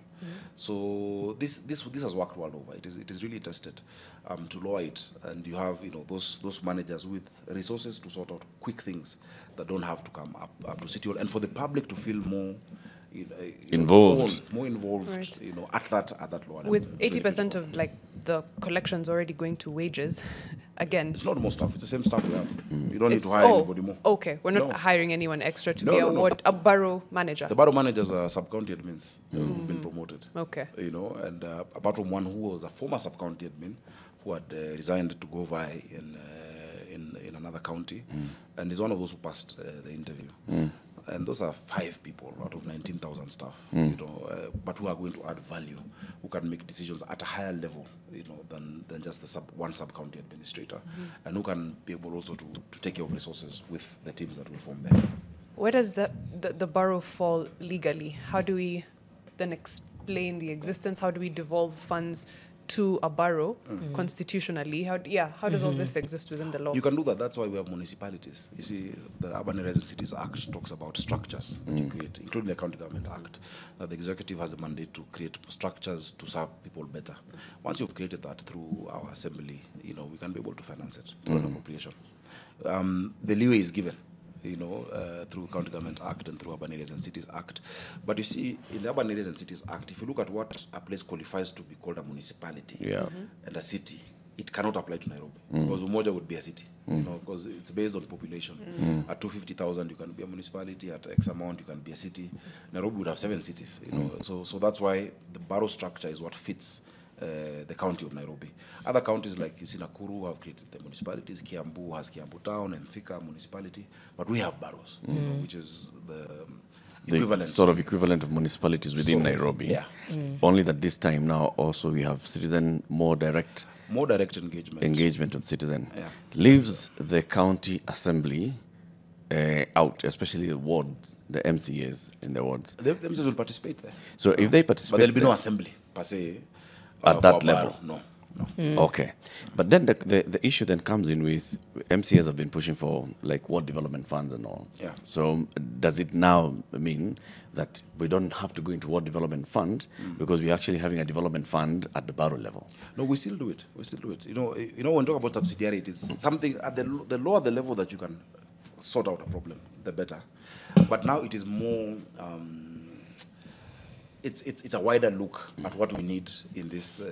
So, for instance, if there's a meeting in Westlands, what do we need to sort out the entire Westlands, Dagoretti South, Dagoretti North area? There could be an intervention that cuts across the 3 constituencies. But to sort it out still, the Kangemi guy wants a solution through his MCA. Kitisuru Ward will have an intervention, Waithaka, Udhiru, in that manner. Yeah. Samuel Kalama is saying something about boroughs. Nairobi, he's going back. Nairobi shouldn't be a county. Devolution for Nairobi is the death of Nairobi. It should be under Lord Mayor. We can still do boroughs. We can still do boroughs without it being a county. No, those are terminologies. You see, ultimately, to sort out this city, it is resourcing it that will sort it out. Yeah. It really is the resources that we can be able to. Baraza Laura says Nairobi is, according to her, employees are still waiting for September salary. This is mid-October. Third-party remittances not done. Penalties after penalties. Manze high work. What is he referring to, Governor? I know that issue was sorted out yesterday. Yesterday. Yeah, it's been late. That one we admit we've spoken to the unions, we've explained to them Right. What is going on. Normally we would do it. In fact, I used to do it on the 27th of each month because remember the first one 2 years, the equitable share was always on time. Yeah. The second year, we lost 1 month of it. It came in the next financial year. So we're really asking. And even as that happens, there's always been a special arrangement with the city. Because, when lights go out in the city, it's a national problem. And we're working that out with the National Treasury. But also still, it is for us to raise The revenue. for everyone to do their part. Joe Mungai, during the botched motion of no confidence, the governor, alleged to have been operating in his private office, has returned to City Hall. Yeah. A lot of people have been speculating that. Sorry, Mariam. No, it's true. I have a private office. Yes. I work in City Hall. I also work in my private office. A lot of people saying they've not seen you in City Hall for a while. That I'm is reading all. comments. Just go through my TikTok. I'm there. Okay. Sorry, go ahead, Mariam. So there's the issue of third-party remittances Yes, not being yes. done by by the county. I'm assuming that's your statutory deductions, your NSSF, your SHAs, and Those are always done. Those are always, you must do that. Part of what we were grappling with when we got it was that 6 months of statutory deductions were not done completely, they were diverted. And you see, the challenge of sorting that out is that you cannot go to the COP on the same request. Because a request had been made to do statutory deductions for those 6 months. The money went into, was remitted, or rather was given. It was used for other things. It was diverted. That's criminal. It's criminal. Yeah, it's criminal. And we told the DCI and the ESCC to sort that out so that they can allow us to requisition that again for that backlog. So what happens is that was when you were coming into office. Yes. So what happens is sometimes, when resources are not enough for the full salary, you pay the net, and then when you top it up, you sort out the deductions. It is criminal not to do deductions. You can't not do deductions. So is there still that backlog of those 6 months? No. Yeah. So those 6 months before we got in, those ones are yet to be resolved. Is DCI picking up the case? Where are we with the case? So Yes, that it's you ongoing. can now ask control of budget. It is ongoing, but they have to definitively say, this is the person you've charged, you found out that this is what happened. Kindly approve another withdrawal for that. That That's is the problem of systems. If I just pay it, then I'll be again for illegal. Yeah, Another you'd be the criminal. one who will now be Yeah. illegally doing The that. unified license, did we get Yes. that? Yeah. Or the first? UBP, Yes. there were 6 or 7 licenses you'd have to pay in Nairobi. Yes. You'd have to go to fire station to do fire, you have to go again for advertising, you go where now. food, health. It's food, health, pest, sanitation. Now it's one license. One license that you can do from your phone, from wherever it is. You do your self-assessment and say, this is the kind of business I'm running. These are the number of employees or the size based on the type of business. And you print out your own business permit. But I love Nairobians. Some Nairobians do not want to do that. They have to come to City Hall and get the paper. And say, even if you tell them, okay, it's done, go print outside or elsewhere, they say, no. Yeah, City Hall receipt that I've paid it. But that has helped ease doing business. And we say that a business owner should not spend half of his time complying as opposed to doing his business. Right. We want predictability. Business needs, people to know that once I do this, I'll be compliant. Let me focus on my work. So that was another promise that was given that we've been able to deliver on. Just for clarity, what businesses qualify for the unified business permit? All businesses in the city must have a unified business permit. If I'm a multinational, You must have a business permit. yes, Even but I can even- get the unified one as a multinational operating in Nairobi. What does unified mean? What does it unify? Unified means we've unified all the different permits that are statutory that you require in Nairobi. The food handling, the hygiene, Fire. the pest, the advertising that you need to pay for, the fire, etc. Into one. So that instead of having 6 framed licenses on your wall, you have just one. Okay. And you make one payment. and then you can renew it year on year. And many people really appreciate that we've been able to do that for them, because it was really harassing, and it was creating many centers of rent seeking. You know, of course, I still have some rogue officers who would, you know, still do that, but we're working on really reducing it by even publishing who can come do an inspection, and you have one unified inspection team, so that you don't have a situation where today somebody has come to get a license, tomorrow someone has come to ask for fire, the next day, because we're really harassing, you know, business people in the city, and that really must stop. It has reduced greatly, but it must stop completely. Right. But a lot of it is done by imposters, you know, people who are actually not staff of City Hall, who are going to building construction sites demanding money, and that is why we want the public to be able to do jitambulishe. We've already put everybody on a biometric system. Yep.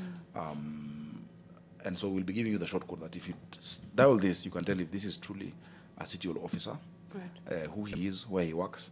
And if you press a link, you can see the face. Because if I know there's someone called Latif, I'll go. I'll create a badge. But we don't look alike. You know, Yeah. create a badge. Yeah. What's the fix for Kanjo? Resources.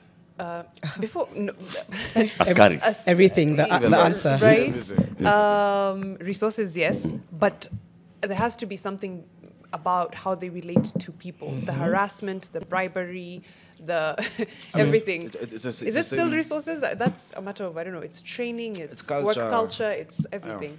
It's culture, but also levels of accountability, you know. And I like it when Nairobians even are able to capture somebody doing something. Then we can take disciplinary action. And we tell them, look, the citizen is not your enemy. The citizen is our customer, you know, and just trying to do that customer service orientation, that we're here to serve these people better. It's an ongoing, it's a work in progress. I know we have challenges in whether it is the police, whether it is government staff, but we must really inculcate it as a culture. But also, you know, these are also human beings, and in some places, how they're treated, you know, by citizens, you know, the areas where they're stoned, the areas where you find them being attacked, you know, by the public, affects them. So, I mean, I'm doing what I can for their wellness and for them to be able to have proper mental health, you know, but it's a give and take. In some countries, it's criminal, you know, to touch a bus driver in Europe. You'll go to jail for life, you know, because they protect public officers. But the public officers also need to be kind and, you know, just to treat people with dignity. You know, so when you said you want a city of order, dignity, dignity starts with how our staff are treated and how I'm able to treat them. Make sure you have a salary on time, you're able to be sorted out. And those are things that I really feel, you know, that we can do, you know, we need to keep doing. But then how they treat the citizen, how they see. People used to see the citizen as a nuisance. That's why there was no proper customer service, even a center. That we unakuja saa ingine. But now if you go there, you'll find a very professional team, young people that we onboarded in proper uniform. The place is well lit. It is a place you can be proud to come and visit. If you've not been in City Hall in 3 years, you'll be shocked to see what we have at Annex. How do you remove like that? How do you change a mindset like culture. that? Because it's incredibly hard. I mean, you can put up, you know, a customer service center, but at the end of the day, if I've been operating as Kanjo for 5 years, 10 years, that's how I do things. It's incredibly difficult to change. And then on the other hand, also, how do you shift citizen perspectives? Perspectives. By being consistent, a lot of our front-facing staff are newer, you know, the guys who we've onboarded recently. Remember, we have high attrition in City Hall as well, of people retiring. And I'm not saying they're bad people. I love them all. But, you know, culture, to change how somebody perceives the work they do, starts with the environment they're in.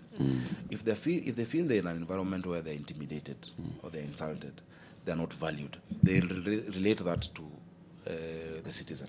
You know, so internally, just providing for them avenues for their own well-being actually goes along in helping how they are serving the customers. And I've seen a change in that. Okay. Trainings, you mentioned trainings as well? Yes, trainings, so is continuous that trainings. something that's ongoing? Yes, it is ongoing. As you speak, we have, I think, 100 and something inspectors ongoing training right now at Dagoretti. They're being trained on? Training school. So there's a refresher training on the actual work, on supervision, on customer service, on using technology, you know, to upscale or to escalate issues that come to their attention. And I'll be doing their pass out. I went to see them I said, look, these guys, yeah, I know they're the scholars, but let me provide for them breakfast, lunch. And they're really happy about the small things make people happy. True. About how they're working. And it's something that must be continuous. So every sector in the county has a training program, has its own training needs training program that they can do. Some we do at KSG, some we do internally. Because you must continuously do that. Remember, 19,000 people serving 7 million people is a strain on them. But also, there are people of different characters, different backgrounds. Some don't want it to work. Some are like, yes, it's working. Some get discouraged. But as a leader, you must see the good in everyone and help them be better. I can't imagine it's easy. I want to go back to just addressing matters, corruption and graft, because that's the only way I think you can put confidence in people. For example, 2 billion ghost workers annually. 2 billion? Yeah. Loses 2 billion, shillings to ghost workers annually. 2 billion. Even yesterday I gave another billion. Losing 2 billion shillings to ghost workers each year. Are there any that have been struck off the payroll? Are we starting by eliminating the issues? There are many. You know what we did is that we give our staff insurance cover. And we told them, like, for you to get onto this insurance cover and your families, number one, you must do a biometric registration. Now, the biometric registration, there's no staff who does not want that insurance. They all came and registered. Those who did not come were struck off the payroll because it meant they just don't exist. So that's how I sorted that issue out. So how many did not turn up?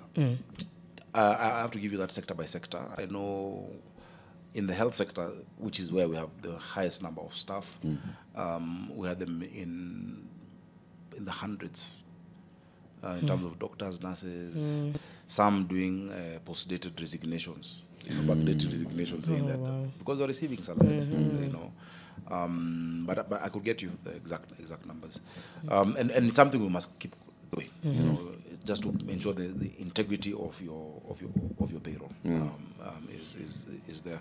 Because and I keep telling them, I tell the union, when you have people who don't exist, that's why we have a challenge sometimes on your deductions or on your salary. So please help us. And they were really supportive. Yeah, because it affects them. They were really supportive. And also, you see, for instance, with the Green Army, as we were getting into the confirmations, around 300 of them had to be struck off because they were not showing up to work.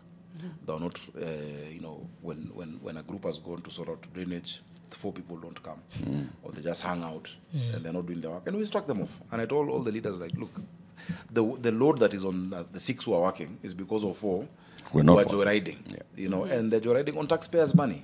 It's not acceptable. What are the main areas where you see corruption thriving? Corruption, the first thing that we did, which has really helped us to solve corruption, was in digitizing revenue. We eliminated cash in the city in terms of payments. And the public needs to know, if you pay for any of our services in cash, you're paying that person, you're not paying the city. All our revenue streams are digitized. All our revenue streams are through *647# or nairobiservices.go.ke. And that is what helped us increase, increasing from 8 point something to 10 to up to 13.8 billion. Means a lot of it was there, but wasn't getting. It wasn't being captured. It wasn't being captured. And that is a system that is completely auditable. It is available to be looked at and to be improved because a lot of work had gone into it. The second thing was to move to e-procurement. E-procurement didn't start with what we're hearing these days of EGP. There was already a procurement module on IFMIS, and we were the first county to get on board, where it reduced the issue of fake supplies from whether it is River Road or where not, where someone just creates an LPO. Someone could start a procurement process from beginning to end, behind a computer in a cyber, So and that brought a lot of friction from those who benefit, as it were, from such a process. And so really just eliminating the temptation of cash versus being able to get money in. And we continue opening up ourselves for scrutiny. Remember, the first 5 years of Nairobi County, the audit reports were disclaimer. Disclaimer of opinion is the worst ever audit report. The second 5 years were adverse opinions. It is in my time that we've moved to qualified audit reports, and we hope to strengthen, because I begin the audit meeting. I am the one who makes sure every accounting officer has responded. And then a framework for implementing the recommendations of the Auditor General year on year. So you don't have issues which roll over from one year to the next. The platform through which the county collects revenue. Yes. What is that platform? Nairobi Pay. So whose is that? Is it run by Nairobi county? Pay now is software as a service, yeah, and we're doing it through G2G, through Konza. What happened was that a system was created during the last regime by President Uhuru Kenyatta. You remember all these young guys doing Ardhi Sasa? Yes. And that was one of what they created, called Nairobi Pay. Remember that time KRA was collecting the revenue of Nairobi, and they needed a system, and that is a system that they were able to develop. Of course, at that time, with the military, it was shrouded in a lot of secrecy. Mystery. And I said, let's just bring it to the fore. Because a lot of vendors approached me when I became governor, saying, oh, we can do this service, you get this %, you do this. And I said, no. There was a daisy chain of, brokers and private providers. And I refused. And we've stuck to that same Nairobi Pay. And so now they're domiciled through the Ministry of ICT through Konza. And Konza is the person who we... Yeah. So the service provider is the ministry Yes. of ICT, The the service national government. provider is, Konza. Konza is the person we... Konza dealing with. Technopolis. Yes. Right. So do you pay them Yes. a they service, yeah. on a management service? They get- Is that clear to the county assembly? Because we've seen questions, especially from members of the ICT committee. Robert Eli is one of them, and he raises this question all the time. And those questions are supposed to be raised and answered within the right forum, which is within the county assembly.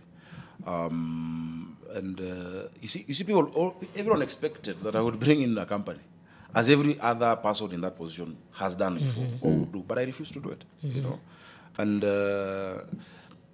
when you've answered a question and it's asked again, it doesn't change the answer. So The answer is the same. Is this an annual subscription of sorts that is paid to the ministry, or is it per So it use, can be paid- similar to Yeah. e-citizen per use? Is Not, that, not per use. It's as a percentage of what they're able to collect. So What percent? It must be, I think, 3% of it that then goes back to them. I'll confirm it's 3 or 4. It's between 3 and 4%. And so they can invoice us every 2-3 months or 4 months, because they also can see the revenue, that is coming in. But it's a very transparent system. Because, if you've raised the highest, remember even the last regime had the military plus even had a bomb and everything, but they didn't get to those figures because of digitizing revenue completely.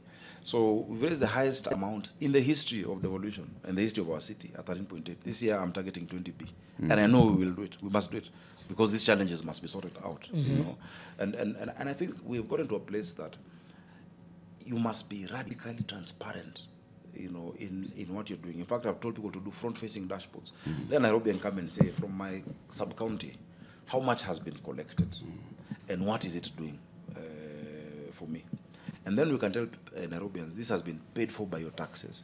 We increased revenue from rentals in our assets by 283%. And now I told people, I said, Jamhuri has no default. And so when I paint those houses or do their roads, I want to tell them this is paid for by your rent. Same as Harambee in Eastlands and Kariobangi South. Because that accountability must be there for our people. Yeah. You inaugurated the Nairobi Revenue Board some time back. Is it in office? They're in office. The Nairobi Revenue Authority is in office. Of course, they had a small challenge of their own resourcing because of the budgetary provisions. It is led by Andrew Chege, who is a really qualified tax administrator. He's the one who was behind a lot of things like iTax and was at KRA before. And it's a good team that we have on board. They have offices. We're able to get for them offices at the Central Bank pension towers, retirement towers, and it was just implementing the Nairobi County Revenue Administration Act that already had been passed in 2021, but was never actualized. So we do have a revenue authority. So what's their job? Are they like the KRA of It's Nairobi? like KRA. They're the KRA of Nairobi. For the city. So their work then is to, and you see, it's, you're transitioning an entire revenue department from City Hall to this entity. It takes some tweaking. There are some people you don't want to move. There are those who they might need some fresh minds on certain issues, yet they need to have those resources. So that is a transition that is happening currently. And so while you have a chief officer of revenue now, called Tyrus, you also now need a CEO or a Director General of the Revenue Authority. Yep. And these functions now slowly start moving to the authority, so that they can be able to, every day wake up and think of how to increase this cake I'm talking about, this pie that is required, so that we can sort out all of the issues we have. So when will this be fully operational? So that we have a Nairobi Revenue Authority that is fully operational, and it's the one that is actually collecting the revenue. Whether they're using the what is it called, Pay? Nairobi Pay. The Nairobi Pay, or whatever platform, but they're the ones that are accounting to the CEC for. Yeah, within this financial year, they should have all the revenue rules directly with them. Yeah, within this financial year, and you see, the reason I put them there was because I wanted a board that is coming from outside, and looking in and saying, look, how do we sort out the issue of parking? Where is equity in terms of how much we charge people? There are people whose vehicles don't get to the CBD. Should they pay the same? And so if you look at the membership of that board, and it's people who've been in issues of social accountability. It's people who've been in the private sector, either in revenue, in public forums, resident associations, etc. that are there, and that transition should be concluded in this financial year. Yeah, so by July, that should be completely done. By June, sorry. June. Okay. Thank you so much, Governor Sakaja. It's been 2.5 hours of threading whether Nairobi inner work. I think this needs to happen continuously for people to feel that indeed Nairobi is working, and if it's not, what are we doing? Where are the pain points, right? And for Nairobi to work, people will see it. It has to be visible from where you are, right? And that is my commitment. And I mean, running this city, I always tell people, is almost like running a country. But you must have certain skills. You must have the mind of a CEO, the heart of a social worker at the same time, the grit and resilience of a politician, the shrewdness of a snake, and the innocence of a dove all in one day. Okay. You wake up in the morning, you're an engineer, you're a doctor, you're a revenue collector, you're providing water, you're feeding, you're a cook, Then also you're a father, you're a husband, you're a person. So that resilience is what our city continuously needs, and I'm up to it, and I will keep delivering and being accountable to the people. Okay. We'll have you back in 6 months on the 15th of April. Yeah, you got the dates. I can come earlier. Come earlier, so that people can when something is done and to show track you, the progress. And when I come next time, allow me to also display my before and afters, because then you can see. Yes, and the numbers as well. And the numbers. You have to give us something tangible. That we have to share. You had asked about the lights, Yes. and I explained that I'll share the numbers. Yes. There are 35 10-meter high mast in areas that have been done, 300 watts of floodlights. We've increased 5,000 street lights in the last 3 years. They were at 65, now we're at 70. We're retrofitting 10,000 as we speak. There are those wards that I've mentioned, that through the ward program also, the lighting is being done. But we are happy to keep sharing the details of that information. I hope they stay on throughout. I hope so too, because because they can be there, but they're on and off. Do you know why they go off? Because of the vandalism. Yes. And because of stealing the cables, stealing the lights, which is something that we want to be able to work together with the community. Solar powered street lights? Solar power is a big experiment on street lights that is not working. If you go to Aga Khanok now and Haile Selassie, CBK had done some solar street lights. After 2-3 years, and we did a fully commissioned study through the PPP Directorate at Treasury, and an organization called Castalia. They said we don't have the kind of technology yet that will outlast 3-4 years without you doing the same investment. So you have to reinvest every. So it doesn't make sense. And remember, our energy mix in Kenya, 93% is renewable. And so even for our climate action imperatives, the energy that we have is clean enough to serve. So The other thing you'll tell us when you come next time is how many people have been brought before EACC in terms of your fight against corruption. Just come with numbers, because again, I go back to people and graft. That's where Kenyans lose trust. If you say we inherited a mess, it means part of it is we inherited corruption, but how many people have actually been tried? How many people have been brought before EACC? So 6 months to be this is what we've done to fight corruption. We can give those numbers. It would be important. They work very closely with us. There are cases where I am the one who wrote and really says, please look at this issue for us and give us a report. And people don't realize one of the roles ACC does very well is in helping you strengthen systems. And people just see them as prosecuting big people. They actually help you strengthen systems to be, corruption-proof. And we have a very good working relationship as institutions between ourselves. Thank you so much. Thank you. That has been, of course, our Nairobi Governor, Sakaja Arthur Johnson. It's been an amazing 2.5 hours threading whether Nairobi now work. The conversation continues, like we said. Hashtag is Fixing the Nation NTV. We'll be right back after the break.